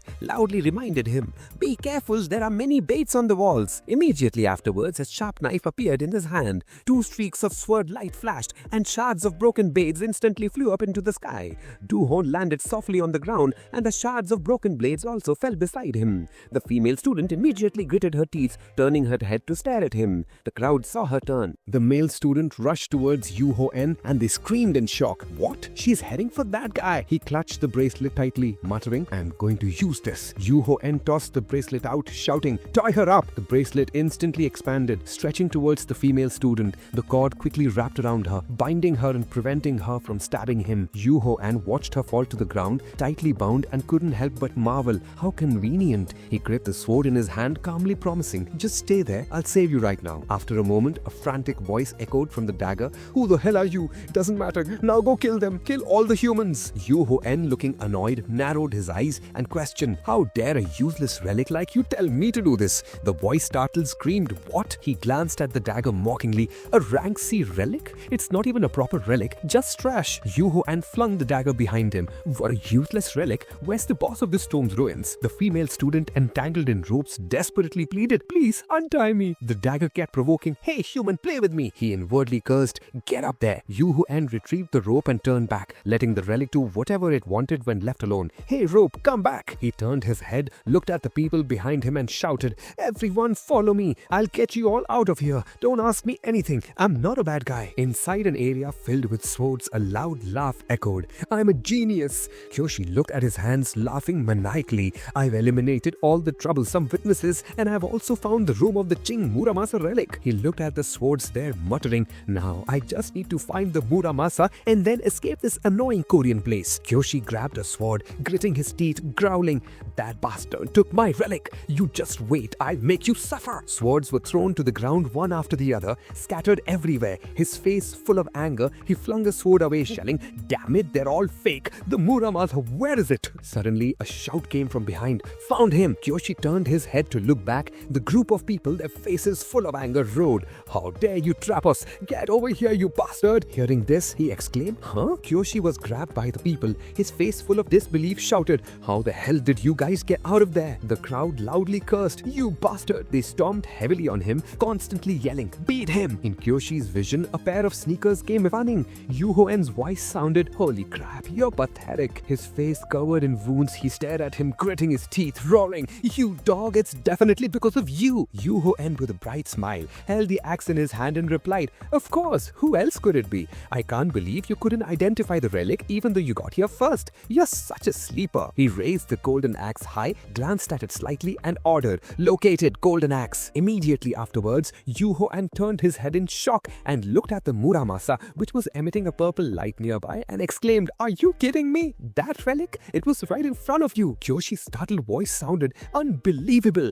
He watched him lift the sword high, shocked, shouting, "A broken sword like this is the Muramasa?" Yoo-Heon held the Muramasa and pointed it forward, explaining with a cold smile, "That's because it only reveals its true form once activated. Another human trying to control me?" The sword's voice echoed, "For a foolish human, my body has been weathered and broken." Its body emitted a blue light, constantly alluring. "If you want to use my power, you must sacrifice 10 humans. I need human blood to restore myself to my original state. If you can't do that, then you can be buried here forever with the rest." Kyoshi frowned, looking at Yoo-Heon, muttering softly, "Is someone talking to him? No way." The people behind him, their faces full of fear, constantly groaned. "Does that mean 10 of us really have to die? No." Hearing this, Yoo-Heon silenced himself, looking at the people there with a pensive expression. He raised the Muramasa, emitting purple light in his hand, and sarcastically said, "Is this how you weapon relics always are? Testing me, huh?" His voice echoed in response, "That's right. What are you waiting for? Quickly sacrifice 10 humans to me." Yoo-Heon's eyes narrowed slightly, becoming extremely sharp, coldly rejecting. "I refuse." He poured all his strength into his hands, relentlessly tightening his grip on the sword. Yoo-Heon, face twisted in a ferocious expression, channeled red energy into the sword and roared,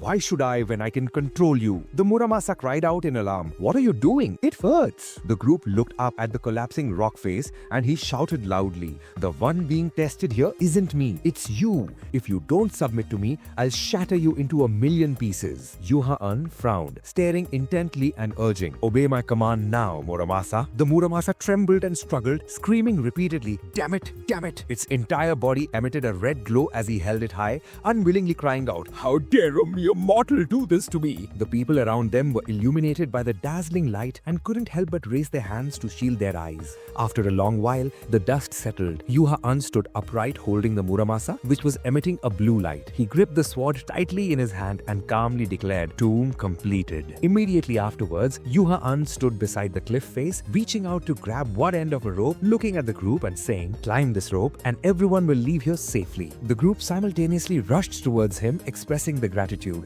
"Thank you so much." Yoo-Heon reached out and placed his hand on Kyoshi's shoulder, pulling him back, and said in a cold voice, "Don't blend into the crowd like that." He frowned at him and questioned, "Were you planning to kill all of them once we got outside?" Kyoshi immediately turned and denied it. "No, I promise I won't do that. Please let me leave here." His eyes were wide and pleading, as he promised repeatedly, "If I leave here, I'll introduce you to work for my government. You can earn 10 billion yen if you work for the Japanese excavation team." Yoo-Heon smiled slightly as he listened to Kyoshi recount, "We also possess the Oracle Relic that guides the future. You can use that relic to make your life easier. How about it?" He suddenly stiffened, his face becoming blank as he chuckled and whispered, "That's interesting." Yoo-Heon crossed his arms and laughed as he asked, "From what I know, the relic that guides the future can only be used by its true owner. How do you want me to use it?" Kyoshi raised both his hands and replied, "There's a team that maintains that relic and they guarantee they'll help you as much as possible." He raised a finger and pointed at him, laughing as he he replied, Interesting. Alright, you can use the rope, but you have to be the last one to climb. Hearing this, Kiyoshi couldn't help but feel pleased and a smirk spread across his face as he thought contemptuously, I'm alive. He really is just a commoner. He's blinded at the mention of 10 billion yen. He grabbed the rope, following behind Yoo-Ha-an, constantly enticing. I apologize for my previous actions. People with skills like you are always welcome on my team. Feigning interest, he looked down and said, Tell me more. I want to know more about the Japanese team that's using that Oracle relic. If they're an untrustworthy group, then I don't want to work with them. Hearing this, Kiyoshi couldn't help but laugh as he replied, You don't have to worry about that. Yoo-Ha-an's eyes narrowed, half of his face hidden in the shadows as he supplemented, That's the famous King Long group. He immediately gritted his teeth, a ferocious smile tugging at the corner of his mouth, and asked in a deep voice, Is that so? Kiyoshi slowly reached his hand forward, his fingers slightly curling as if he was about to clench them. Suddenly, he cried out in pain and surprise as Yoo-Ha-an kicked him hard in the chest. Kiyoshi abruptly let go, immediately falling from the height, disbelievingly asking, What? Wait, my leg! He clutched his broken leg, his face full of malice as he heard Yoo-Ha-an's voice ring out. Thanks for the information. I guess you wanted to lick so bad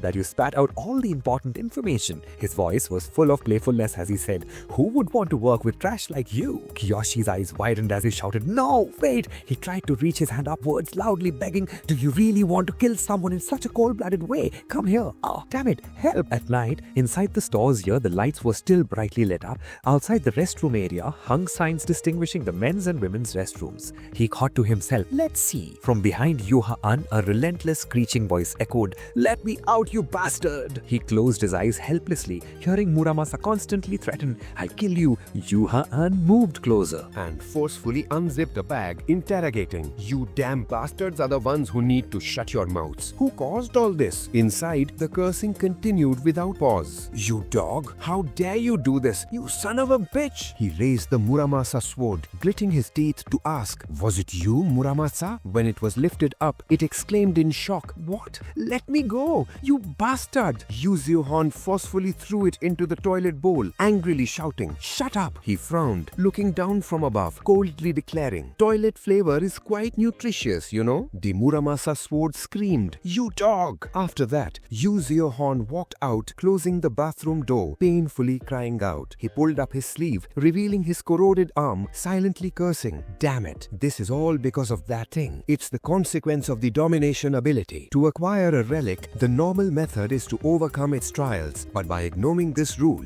Yoo Joo-Heon has suffered some damage trying to dominate these relics. The stronger the relic, the greater the resistance. If he continues down this path, his body won't be able to endure it for much longer. Yoo Joo-Heon looked towards Muramasa inside the bathroom and whispered, But I really have no other choice. If I don't dominate these relics, they'll eventually betray me. Just then, a system screen suddenly appeared before him. On it, a notification appeared. You have escaped the dungeon, unlocking basic skills for a dungeon conqueror. You will now receive rewards for completing this quest. Immediately after, another notification instantly popped up on the screen beside it. The screen displayed the words, These are the reward options for this quest. Choose wisely. The path of domination, the path of blessing. Yoo Joo-Heon looked at it, exclaiming in confusion, What is this? He glanced at the screen, continuously asking, Are you telling me to choose which one to use the most? Crow, is this some kind of test? Yoo Joo-Heon looked at his corroded hand, saying, Just because my hand is in this state doesn't mean I'll stop what I'm doing. I choose the path of domination. Immediately after, he forcefully and slowly clenched his palm, making his decision. A notification instantly appeared. You have successfully received the quest reward. Yoo Joo-Heon didn't see anything happen next, his face full of confusion. He searched everywhere, wondering doubtfully, What the heck? Why isn't anything different? Shouldn't there be some kind of reward box in this situation? If you're making a game-like interface, it should be done properly, right? Yoo Joo-Heon reached into his pocket and suddenly paused, letting out a doubtful sound. He looked at the silver pill in his hand, saying, A silver pill? It's a relic in the form of a silver pill, because there's a system interface here. Yoo Joo-Heon frowned, staring at it, muttering, It says it's a type of food that can be consumed immediately. Should I eat it? He stared at it silently, muttering, I have nothing to lose anyway. If I die after eating this, I guess that's just my fate. Then Yoo Joo-Heon reached out and threw the silver pill directly into his mouth. He used a piece of paper to take Muramasa out of the toilet bowl, saying, Okay, Okay, get out of there. Let's go home. It angrily shouted. I'll kill you, you bastard. He sighed deeply, lamenting. This smell is really awful. I really regret pushing you in there. Suddenly, Seo Joo-Heon's eyes narrowed, his face full of discomfort. The sword in his hand slipped and fell. He cried out in pain. The pill has started to take effect. Seo Joo-Heon grimaced, opening one eye slightly, looking down at the wound on his arm. He looked at his arm, which was recovering to its original state, and exclaimed, "The wound on my arm is healing. Is it a healing relic?" Seo Joo-Heon reached out to grab that injured hand and smiled. Healing relics are extremely rare and valuable. Then he was startled when he saw the system screen suddenly appear. Above it, words appeared. You have endured the poison from the relic and completely recovered from your injuries. You have gained the skill Endurance and Immunity. Seo Joo-Heon, seeing the words, exclaimed in surprise, "Endurance? This is the first time I've seen a skill like this." His eyes widened as he cried out, "Wait, could this be a unique skill created just for me?" A news announcement sounded. Tonight in Seojeon district, a major earthquake has occurred. An architectural structure has appeared in the center of the earthquake zone. This mysterious structure has trapped 50 people inside. According to eyewitnesses, there are many dangerous traps within. One of the people there even tried to harm them. Kim Do-ga from Jeju district. He claims to be part of the Japanese excavation team. Therefore, our government has contacted the Japanese government and is awaiting their response. Furthermore, due to this incident, the Chinese and Russian governments are also demanding answers from the Japanese government regarding the responsibility in this action. The US government is officially announcing a man reached out and turned off the television muttering "bastard." In the government conference room of the Japanese excavation team, people were loudly questioning, "What have you done?" They rode with fierce expressions. Now the media is blaring about relics and tombs, and not only that, this is a great humiliation for Japan. The sounds of criticism continued to echo. The bastard who caused this is already dead, but death is not enough for someone like him. Mori bowed his head repeatedly, apologizing. "I'm truly sorry." Mori Hiroyuki, the commander of the Japanese excavation team, replied with a helpless expression, "We just received a prophecy from Korea." Those people heard and loudly demanded, "Who said you had the right to handle matters related to prophecies?" He raised his hand trying to plead, "We tried our best, but there were many difficulties surrounding this issue." Mori, with a bright smile, raised both hands to add, "But now it's different. We can use the relic that indicates the future to find his location." Hearing this, a voice asked, "Didn't you see that the user of that prophetic relic needs a controller to determine the location?" He thought of Yoo-Heon in his mind, answering,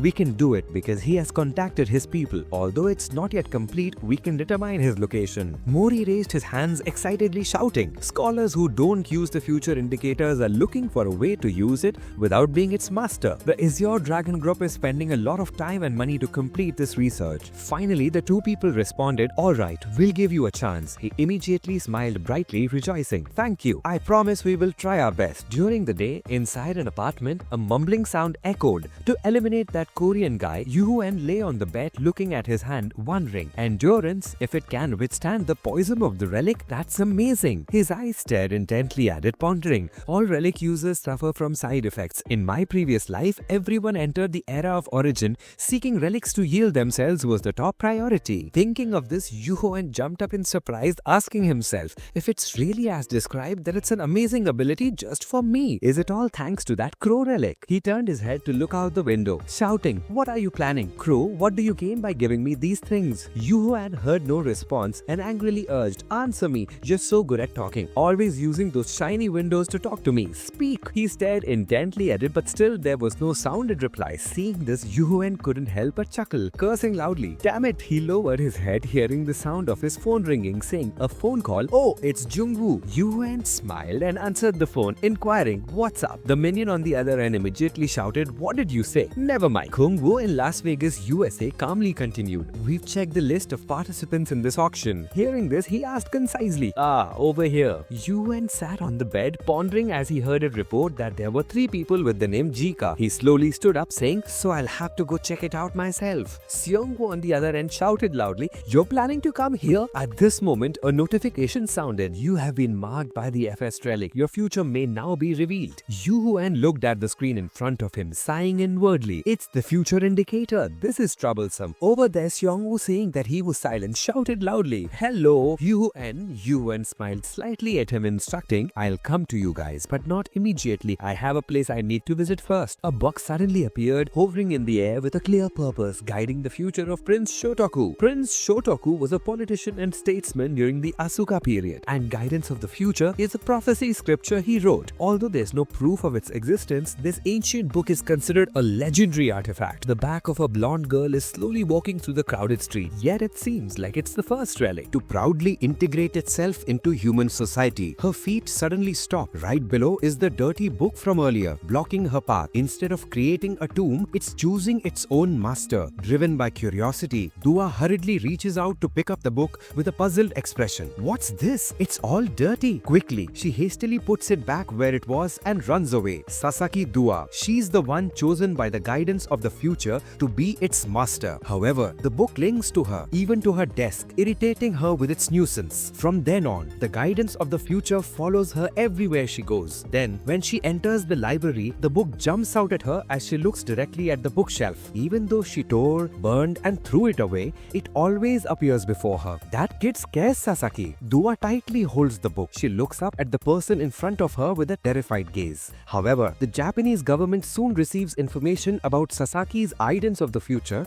and offers her support to use it for the Japanese excavation team. A family portrait of the Sasaki family, full of joy, is neatly placed on a small table. Because of this, Sasaki's family escapes the difficult life and begins to enjoy luxury. With the help of the guidance of the future, the Japanese excavation team collects countless relics. It seems like everything is going well because of that little Sasaki girl. But not for long. She sits pointing at the book on the table, her face covered in sweat from anxiety. Because Sasaki dropped out of school to use the guidance of the future for the government, she can't understand the true meaning when difficult Anji appear and can't fully use the power of the guidance of the future. Then, someone using a relic reads the future with skills superior to hers. An arm raised straight to the darkness. Blood splatters everywhere, leading to her death. Back to the morning, at a white glass building leading to the airport waiting lounge. At first, I planned to ignore that prophecy relic since she would die and disappear anyway in Fine International Airport. But now that they dare to find my location,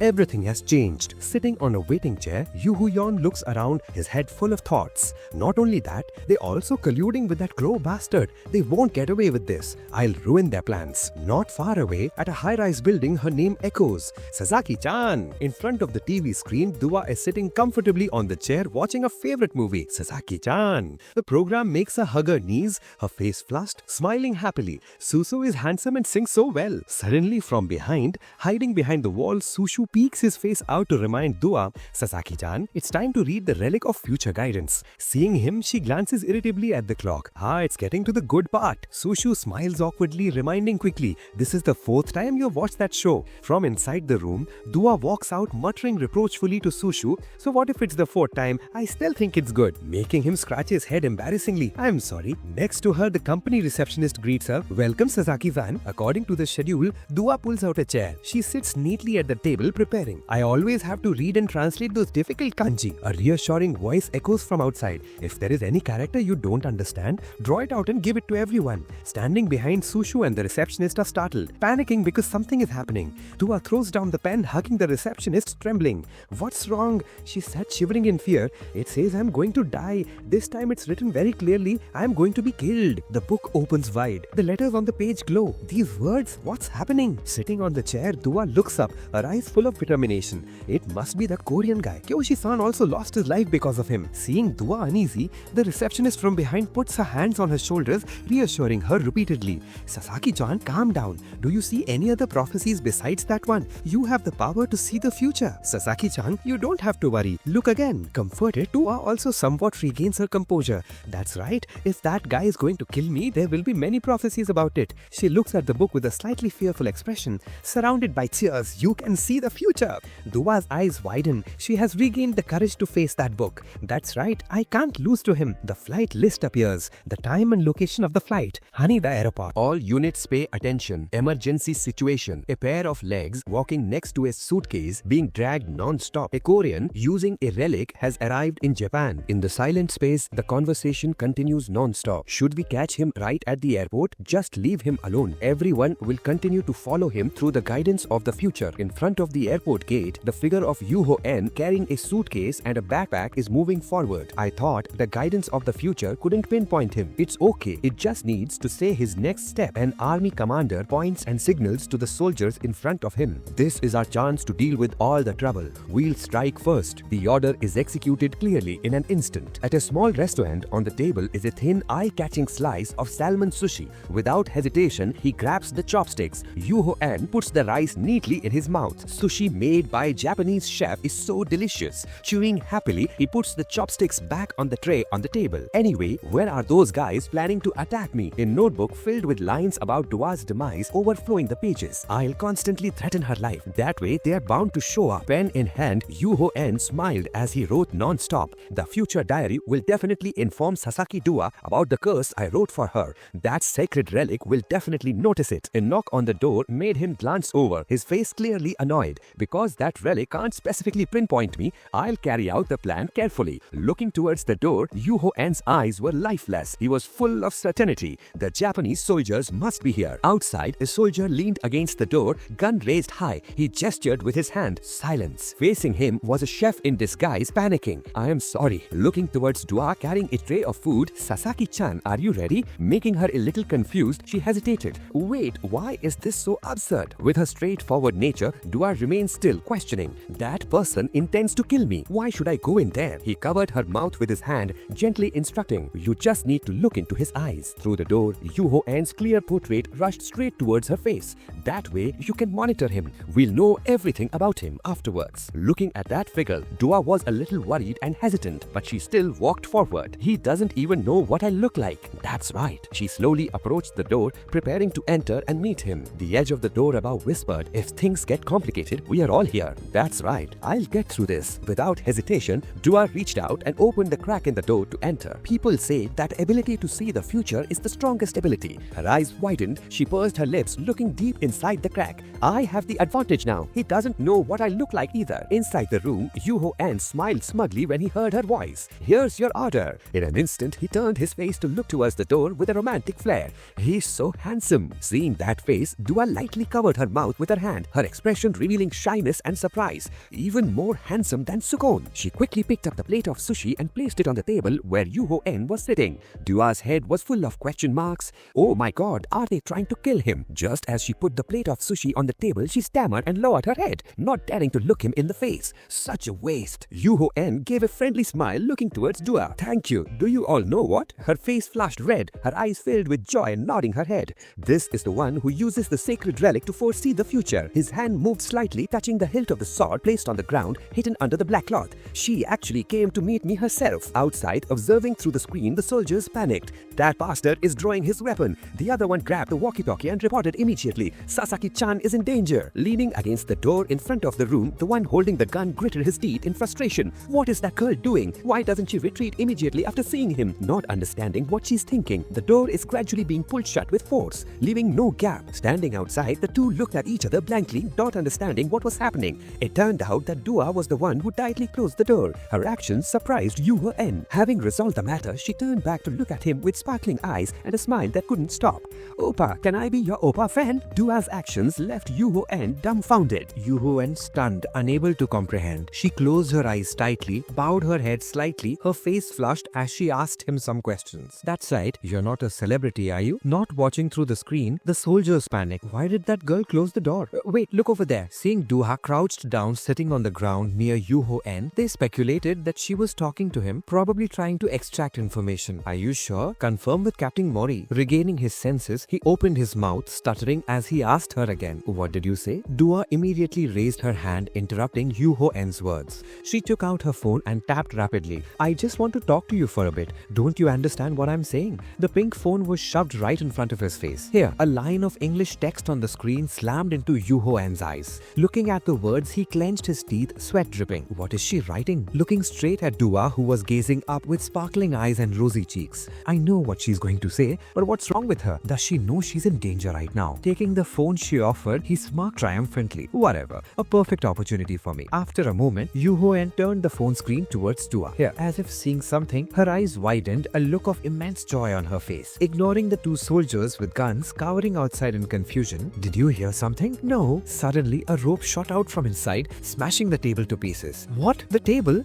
The two standing there gaped in shock, not noticing what was behind them. Wait, what's over there? A In an instant, a series of ropes wrapped tightly around something struggling to break free. What's this? In just a few seconds, the ones in front were tied up tightly on the ground, revealing Yoo-Heon and Dua inside. What? He flashed a pleasant smile, calmly announcing to them, I knew you guys were up to something, so I prepared a safety line beforehand. Seeing her looking worriedly at the tied up people, Yoo-Heon reassured her as they walked. Don't worry, I just tied them up a little so no one will bother us. We are going on a date, remember? From behind, one of them raised his arm, pleading for help. Wait! Sitting in the room, Yoo-Heon tapped on the keyboard of the phone to communicate with Dua. Just a moment later, he smiled, holding the phone directly towards her. Here, a message appeared. Wanna go on a date? Holding the phone, Dua looked up at him excitedly. Huh? You know Japanese? Yoo-Heon adjusted his collar, smiling softly as he whispered. A little. You didn't come here alone, did you? The question he posed made her widen her eyes in disbelief, wondering if she might have come here with the Japanese army. Yes, that's right. Seeing Dua's expression, Yoo-Heon began to analyze his thoughts. They don't like me, so they won't let you go with me. It's quite boring, isn't it? I wouldn't be surprised if they made you study and do tedious chores every day. His words were completely in line with her thoughts. Is that right? As soon as she finished speaking, Yoo-Heon gently stroked her head. Okay, let's sneak away for a bit together. Remember to follow me, okay? The action made Dua's face blush, thinking he's not as scary as I thought. After that conversation, the two walked out of the room, leaving the tied-up men behind. Is he really the one who wants to kill me? Standing behind, Dua observed Yoo-Heon's back as he leaned against the wall, looking into the distance. Ever since I made eye contact with him, I'll be able to read his future. I'm still at an advantage. After a moment of probing, he turned to look at her, smiling as he announced, I guess we are far enough now. Too mad I left my future notebook at home. Seeing Yoo-Heon's attitude, Dua smiled and closed her eyes, not paying attention to what was in front of her. Well, I guess it doesn't matter anymore since I met him. A sharp sword was pointed directly at her. Don't say anything. Hand over your phone. Seeing that Dua was quite cooperative, Yoo-Heon smiled, his face full of satisfaction. Good. In an instant, the pink phone was completely smashed under his feet. My phone! Even with a sword to her throat, she angrily shouted, What the hell are you doing? Yoo-Heon raised his hand to his mouth, shushing, quiet. I just want to get rid of anything they'll use to track us. As soon as he finished speaking, he grabbed her shoulder and turned her around. It would be troublesome if the Japanese army found out. Yoo-Heon chuckled, his face close to Dua's ear, whispering inquisitively, You really think I don't know who you are? You are the prophetic relic user, aren't you? Hearing the information he asked, she turned to look. Tears welling up in the corners of her eyes. What should I do now? He knows who I am. He's actually scarier than I am. At a cafe, a glass of orange juice was placed on the table. Yoo-Heon picked up the glass and drank it deliciously. Outside, the staff hurriedly closed the door. Enjoy your time. Seeing the person leave, he immediately tightened the rope around Dua's arms, tying her up. With her hands placed in front of her tightly bound chest, she looked at him, angrily shouting, You've gone too far, you deceitful bastard. I can't believe you call this a date. Yoo-Heon held the ice cream cup in front of her, looking at Dua and replied with a smile, What's wrong with you? We're already together in this fish cafe. If this isn't a date, then what is it? But having been diagnosed beforehand, she looked up with a worried expression, immediately asking him, What are you planning to do to me? Are you really going to kill me like the prophecy said? Biting hard on the spoon, Yoo-Heon's eyes stared blankly at Dua as he announced, I had planned to kill you sooner. He glanced towards the open bag, the hilt of a sword peeking out from inside. If you had approached me any closer back then, I would have thought about slitting your throat with the Muramasa. Yoo-Heon's words made her eyes widen, unable to believe the person in front of her. But you're more foolish than I thought. We could have gone so far. Not wanting to say more, he slammed his hand on the table next to the book, looking at Dua, subtly reminding her of the prophecy. Record everything you see in it. As if understanding Yoo-Heon's words, she frowned, her face worried, and quickly explained, But I forgot it at home. Without bothering to say much, he reached out and lifted her sleeve, a fiery red character faintly visible on her upper arm. You think I care about that? This tattoo appeared after you started using the Oracle Relic, didn't it? Standing in front of Dua, Yoo-Heon firmly held her arms, tightening his grip as he ordered, Touch your tattoo and call out that Oracle Relic. You can summon it here. After explaining a few words, he crossed his arms, leaned back in the chair and sighed, unable to believe she didn't know something so basic. Doing as Yoo-Heon said, in just an instant smoke appeared before Dua's eyes and the Oracle Relic appeared. Holding the glass of water and looking at her as she wrote, he seriously ordered, Write as much as possible. One line less and you lose your life. Concentrate. Dua grabbed the pencil, trying her best to write on the page with her tied arms.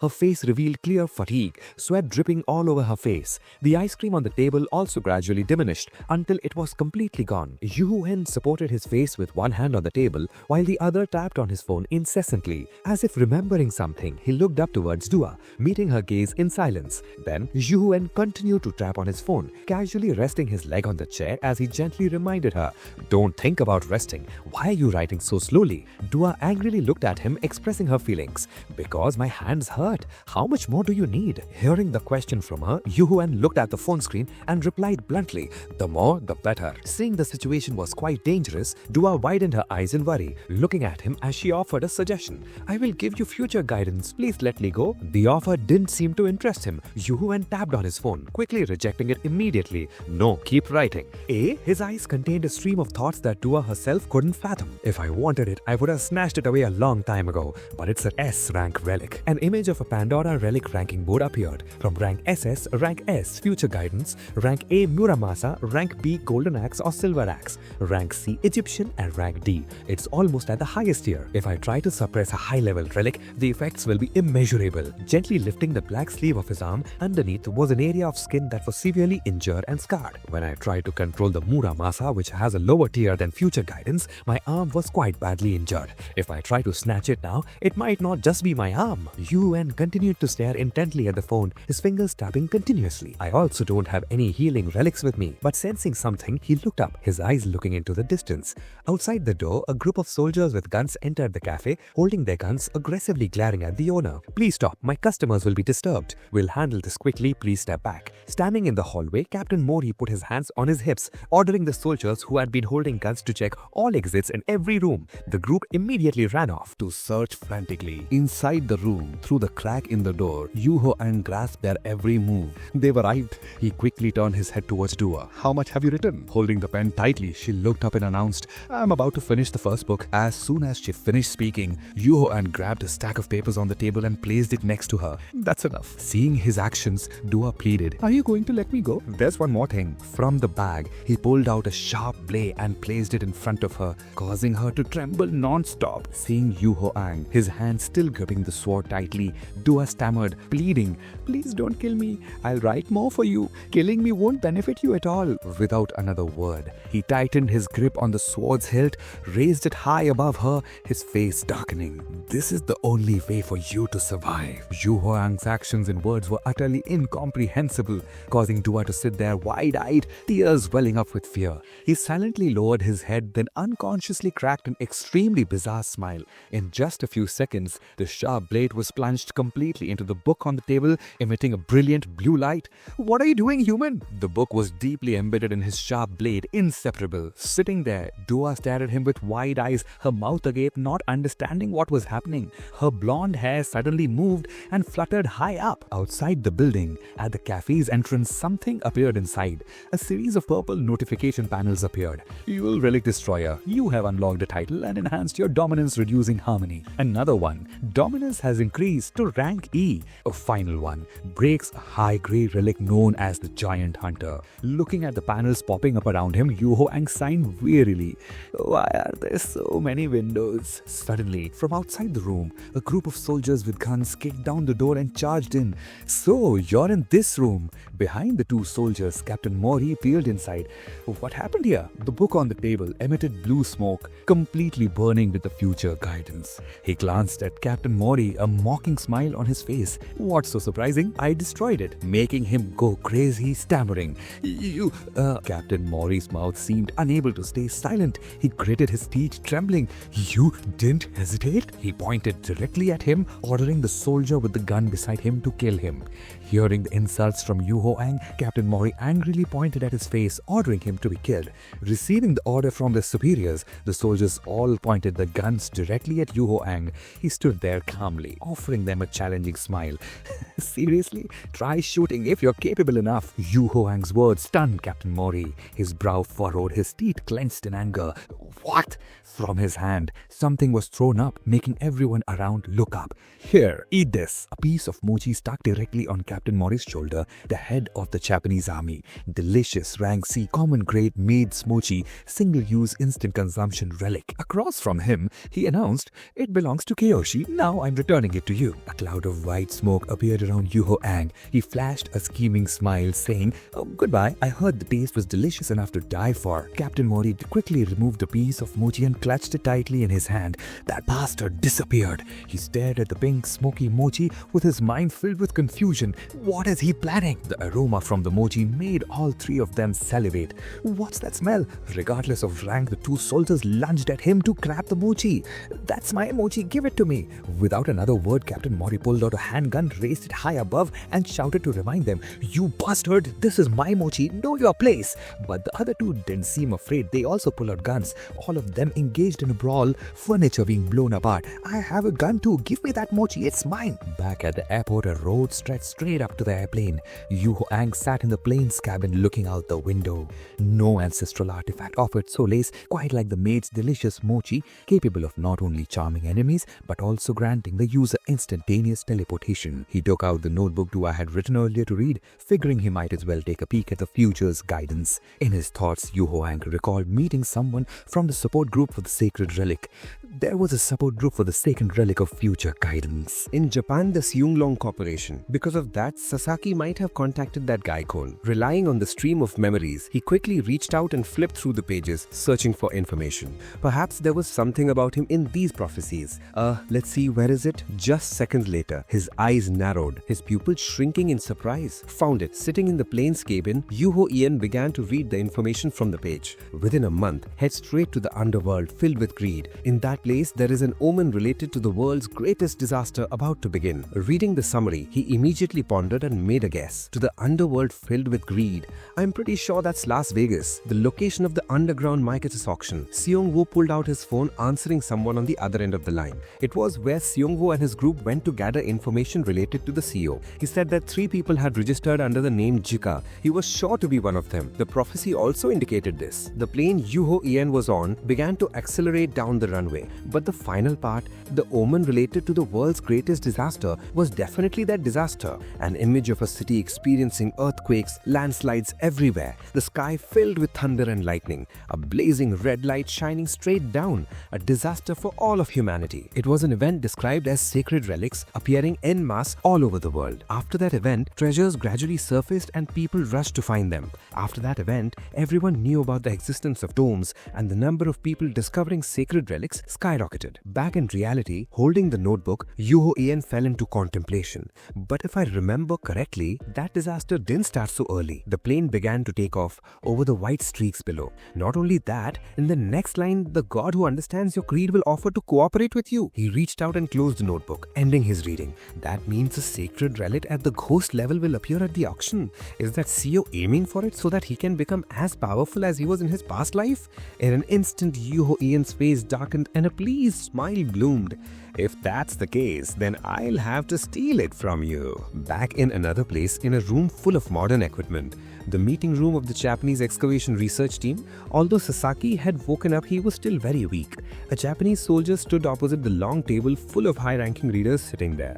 As for future guidance, it has been completely destroyed. One of them looked at him, questioning in a low voice. During that time, Captain Mori and his soldiers opened fire on each other. In the end, everyone was injured and removed from the mission, making the soldiers standing there nod, confessing honestly. Yes, sir. From the side, high-ranking leaders slammed the table and stood up shouting, "What is this? What kind of joke is this? I am really very sorry." From outside the door, a woman stood there observing the situation inside and holding a phone and making a call. "You think this is a joke? Please calm down, Mr. Chairman. We need to... How can this situation be calm?" She smiled and announced the news to the person on the other end of the line, confirming that future guidance had been destroyed. The Japanese self-defense forces also suffered heavy losses, making the other person shout in astonishment, "Are you serious? Damn it!" The voice from the other end of the line continued, "You're saying that only one person caused all of this?" As soon as she stepped away, she quickly replied, "Yes, it seems so." Oh, this crazy bastard. In a place not far away, the location of the phone caller at a location in the building. What should we do? Should we take revenge for this loss? Revenge? There is no need for that. The figure of the man turned his back, looking at the cityscape. But the money we invested in researching future guidance is now a waste. That's That's right. But think about it. On this side, her feet began to move more quickly. If one person has the ability to destroy future guidance, then this person has some strength. What if we recruit this person into the team? His words made her frown and object. But this person destroyed a rare sacred relic without hesitation. What if he does the same to the company's secret relic? Her words made the person on the other end of the line smile with satisfaction. What should we do if he damages the chairman's sacred relic? Hands in his pockets, he raised his head and laughed, guaranteeing there won't be a problem if we pay him handsomely. Nothing that money can't solve. All you need to do is find this person's whereabouts. Starry night. Beside a large building that looked very luxurious. Las Vegas. Sitting in a cafe, Yoo-Heon tapped the glass while sipping, looking at the surrounding scenery. He quickly put down the half-finished glass of orange juice on the table. Why are these bastards so late? A noise made Yoo-Heon turn his head and glance into the distance. Sung-woo raised his hand high, shouting his name. Here he is. Say Yoo-Heon. Next to him, Do-kyung was uncomfortably communicating with a waiter. What are you saying? No, I am with a person sitting over there. We have things to discuss, you hear? Yoo-Heon crossed his arms, sitting in his chair, watching him complain. You guys are 30 minutes late. Sung-woo pointed to the waiter, explaining. That's because that tall guy wouldn't let us in. Hearing him shift the blame, the waiter quickly interjected. This is the Midleview auction house. Only auction participants are allowed inside. If you're not a participant, please leave. This made Sung-woo's eyes widen with anger, his mouth agape. See, this guy is always acting up like this. What did we do wrong that you have to treat us like this? The two of them kept arguing back and forth, leaving him to sit there, propping his face with his hand, utterly dismayed. If you continue to behave like this, we'll be forced to take drastic measures. Damn it! What did he say? Speak Korean! Seeing the situation getting tense, Yoo-Heon raised his voice to remind him. Look at you, always acting so high and mighty.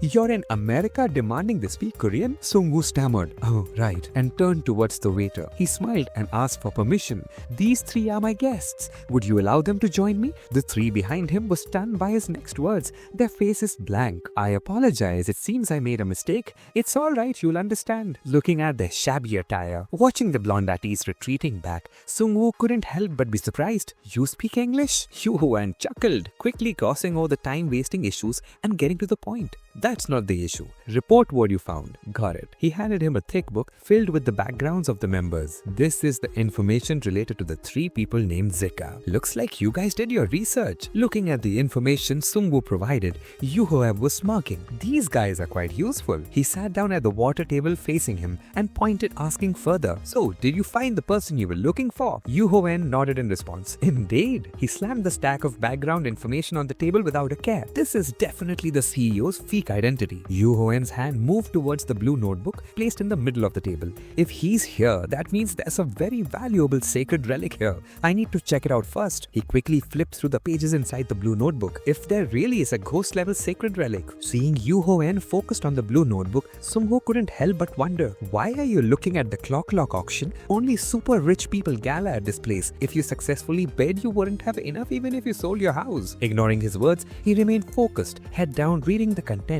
Inside the notebook were pictures of various artifacts with detailed descriptions. There isn't any ghost level sacred relic. What does the prophecy say? After a long silence, Yoo-Heon looked at Sung-woo, who was staring blankly, and said, the Code of Hammurabi and Spacepen, there are a few things I want to buy. Unable to contain his anger, he slammed his hand on the table, making the water glass shake violently. You're planning to participate in the auction? With a calm face, he replied casually. That's right. Thinking Yoo-Heon was joking, Sung-woo immediately reminded him, are you kidding me? This is the Maiketis auction house. He stood up abruptly, looking at him, causing the two guys at the next table to turn and stare dumbfounded. Auctions usually start at 10 billion or 20 billion. We are just here to find some connections. We don't have the money to buy anything. Hearing his words, Yoo-Heon slammed the blue notebook shut and asked back with a smile, are you saying I don't have the money to buy things here? Sung-woo's group of three quickly chased after Yoo-Heon. Wait, where are you going? With his hands in pockets, he smiled and walked away lightly. Did you forget this is a gambling city? Gripping the doorknob, Yoo-Heon flashed a meaningful smile back. You have to do something to make some money. As if suddenly understanding something,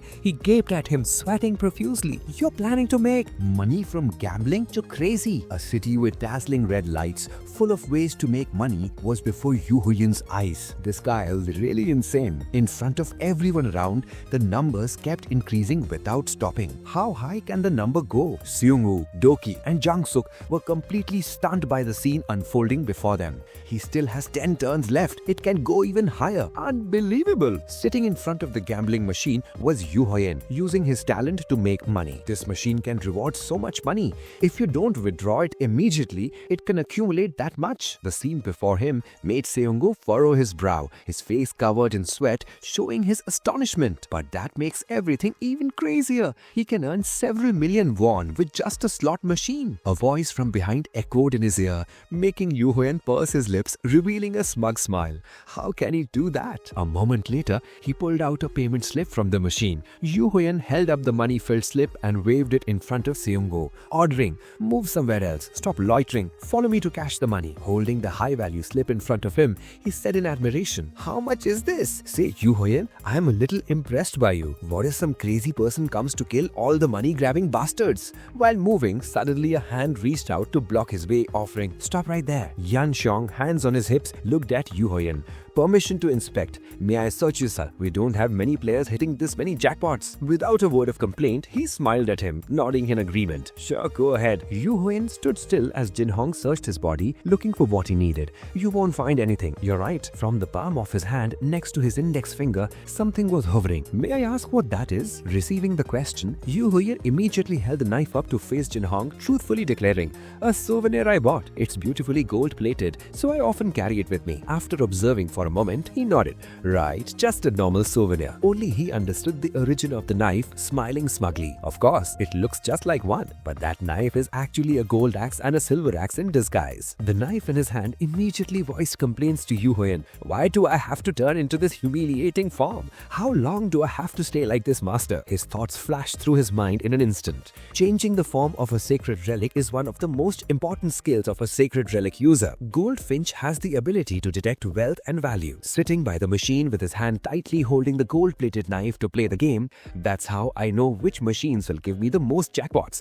I can even find out which casinos will earn the most. Truly a precious sacred relic. Seeing nothing unusual about Yoo-Heon, Jin Hong quickly apologized to him. "I apologize. It seems you're just very lucky." Not far away, a man propped his hand up, ordering the staff to search around. "Staff, check the machines too. I have never seen anything like this before." Seeing that he couldn't stay here too long, he raised his hand to signal, "Let's go to another casino. Don't make too much of a fuss about this." Behind him was Seo-Joo. He looked at him with a puzzled expression. "Hey, Yoo-Heon, tell me your secret." After moving for a while, he grabbed the money exchange slip and slammed it on the counter. Yoo-Heon smiled, ordering, "Change it all into cash," making the clerk in charge of exchanging money stunned.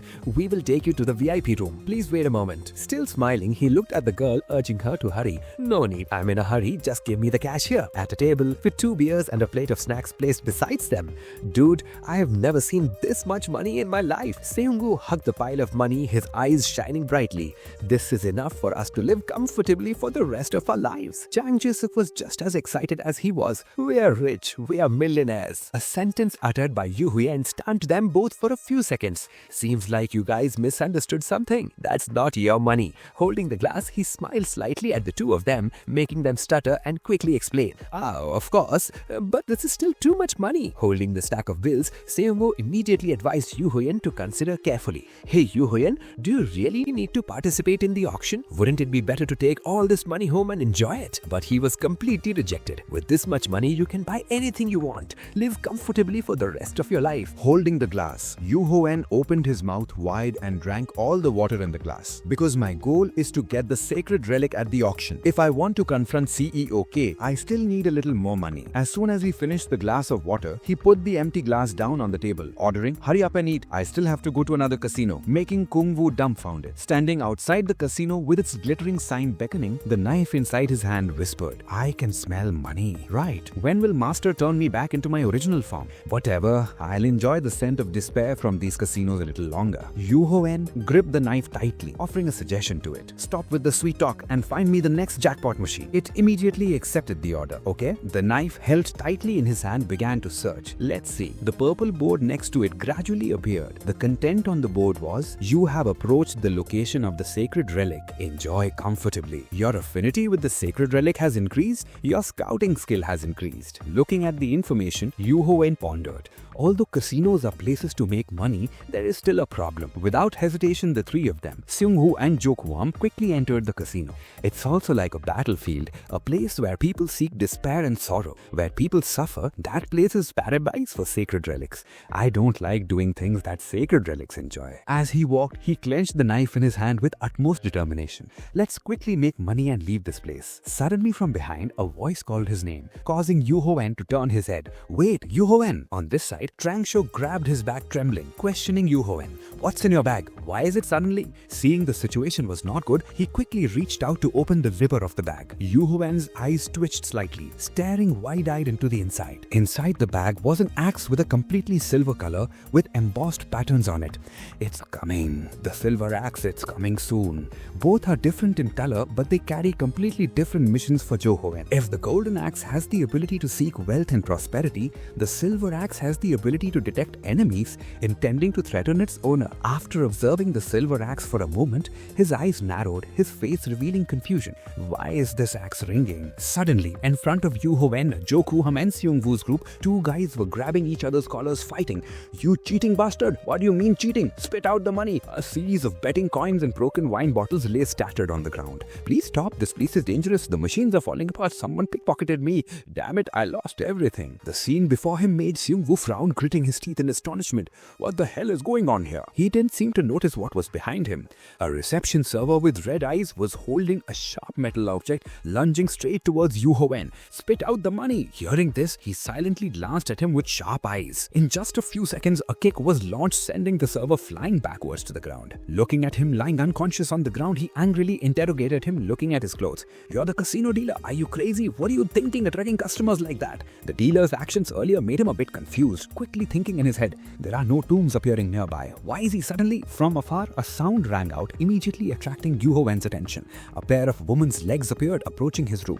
The blonde hair of that girl fluttered in the air. She appeared in a black dress, looking extremely luxurious, walking through the chaos. Kung-woo and Jo-Kwon were captivated by her beauty, their faces flushed red. An actress, I bet she's a celebrity. Which beautiful young lady. Only he understood the situation clearly, biting his lips with worry. Yoo-Ho-en immediately turned his head back, looking at the two people behind him, urging everyone to leave quickly. Let's get out of here, pack up quickly. Why? His face was covered in sweat, his lips pressed tightly together. I didn't expect to meet her here. Only the guy next to him didn't know anything, regretfully asking, you said you're going to make money. No wonder everything unlucky spreading like a plague. We have to avoid her. The girl with the beautiful and luxurious appearance before them was none other than one of the children of the wealthy Irene Han family, the youngest daughter of the wealthy Hanan banking family. Seeing the backs of Yoo-Ho-en and Jo-Kwon's group leaving, Irene turned her head to look after them.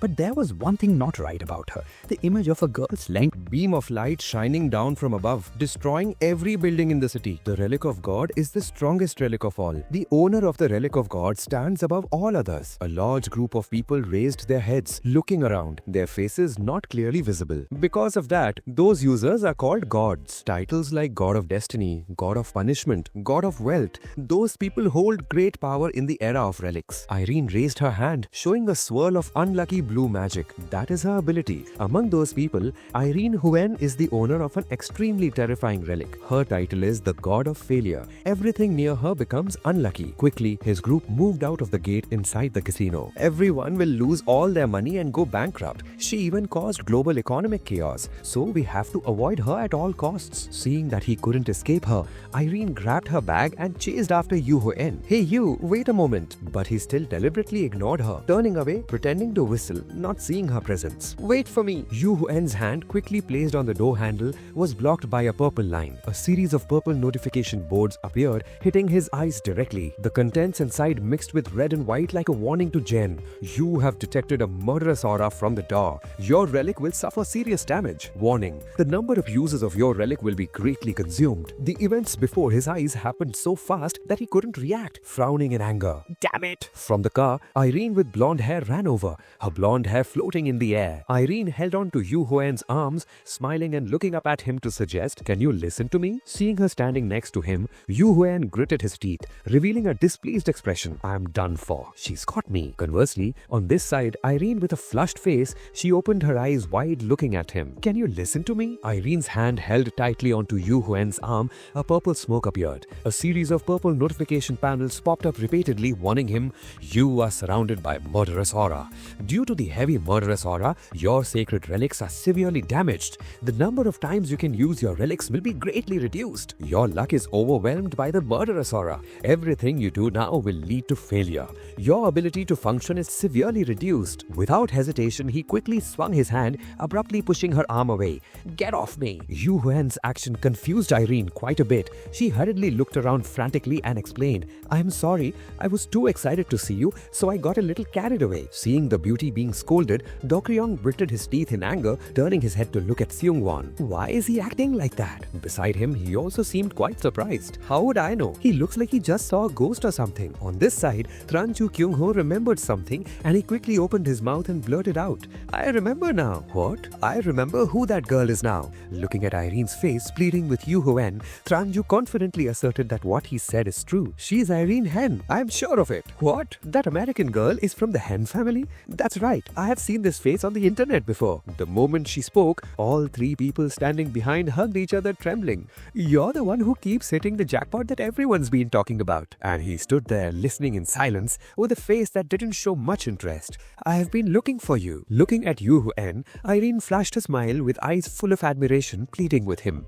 If possible, could you tell me how you do it? Her attitude surprised Yoo-Hoen. Why is the richest person in the world curious about winning the jackpot? Strange. He quickly refused Irene's request. You've mistaken me for someone else. On this side, Seung-won also ignored her pleading look, stepping forward. He grabbed her bag behind his back, hurriedly scolding him. You idiot! Don't you know who this girl is? She's Irene Hen. She came all the way here to find you and you're disappointing her. Seeing Yoo-Hoen remain silent, Seung-won turned his head repeatedly, speaking angrily. Are you listening? Stop! Let's explain everything to her. Don't miss this opportunity. You idiots! In just a moment, all three of them were lying at her feet, their faces showing clear signs of unconsciousness. Please forgive me. 911. Call 911. Oh, my stomach. The evening air around the building echoed with the conversation of their group. You idiots! Come here quickly, Yoo-Hoen. Take it easy. Wait a minute. He crouched down, looking up at Sangwoo, instructing, "Listen carefully. Stay away from that woman as much as possible." He clutched his stomach, his face pale and trembling. What do you mean? Yoo-Hoen turned and left, leaving the three lying on the ground. When you recover, take the bag somewhere and keep the money safe. Sangwoo clutched his stomach, wondering, "Where are you going?" He confessed honestly, "The auction house. After I am done, I'll call you to bring the money." As he walked, Yoo-Hoen's mind raced about the money. I was going to earn a little more before starting the auction, but never mind. I can't afford to lose any more money. A moment later, he appeared in the entrance area of the auction house. Squeezing through the crowds, Yoo-Hoen lowered his head, thinking, what reason does she have to look for me? Suddenly, a voice rang out from a distance. Hey you, stop blocking the way, move aside. Seon from afar, he stood there with a smug smile looking at him. This is the VIP entrance. You should go over there. Yoo-Hoen stood there silently, saying nothing. He quietly observed his appearance. Yoon Si-yoon, he's CEO Quiz right-hand man. He's much younger than before, but still has that annoying look. If this bastard is here, then CEO Kwei is also here. From beside Seon, a middle-aged man with a sad look appeared. Isn't that Tu Hong-hai, chairman? He slowly walked towards him, followed by him, the CEO of Tan. Looking at Taejun, Yoo-Hoen frowned, his eyes showing the intense hatred he had harbored for so long. I finally met you. Back in the past, Yoo-Hoen crouched on the ground, his head covered in long streaks of blood. Alright, come here, I'll tear you apart from within. Facing him at this moment was a gaping mouth with sharp fangs and that damned bastard Tesron. Yoo-Hoen glanced at the giant monster. He vowed in his heart, even if I become a ghost, I will ruin your life. Back in reality, he looked at Chairman Taejun's face. He only looked for a few seconds, then brushed past Yoo-Hoen, ignoring him. He didn't recognize me. Taking advantage of that opportunity, he flashed a smug smile, his face full of scheming, promising himself, I will take all the sacred relics you plan to buy at the auction. Victory will be mine. Suddenly, behind him, sounds attracted Yoo-Hoen's attention and he quickly turned his head. A group of people stood there arguing with each other, with some frantically holding their phones. What's going on? My stocks are plummeting. I'm losing all my money because of the flight. What does that mean? My phone isn't working. It was fine a minute ago. Seeing the situation, he turned around to observe and then guessed. Wait, don't tell me it's exactly as Yoo-Hoen thinks.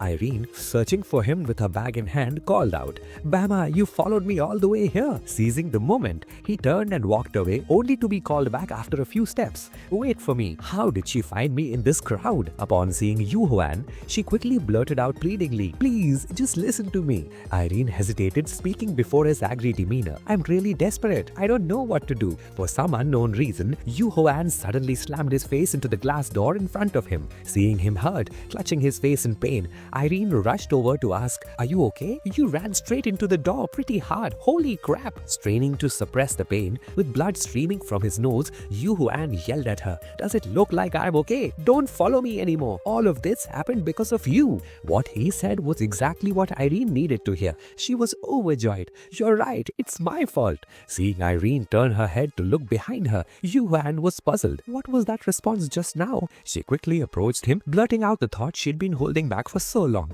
"I don't know if you'll believe me if I say this, but it seems like I bring bad luck to everyone around me." Irene's voice and eyes were filled with pleas towards Yoo-Heon.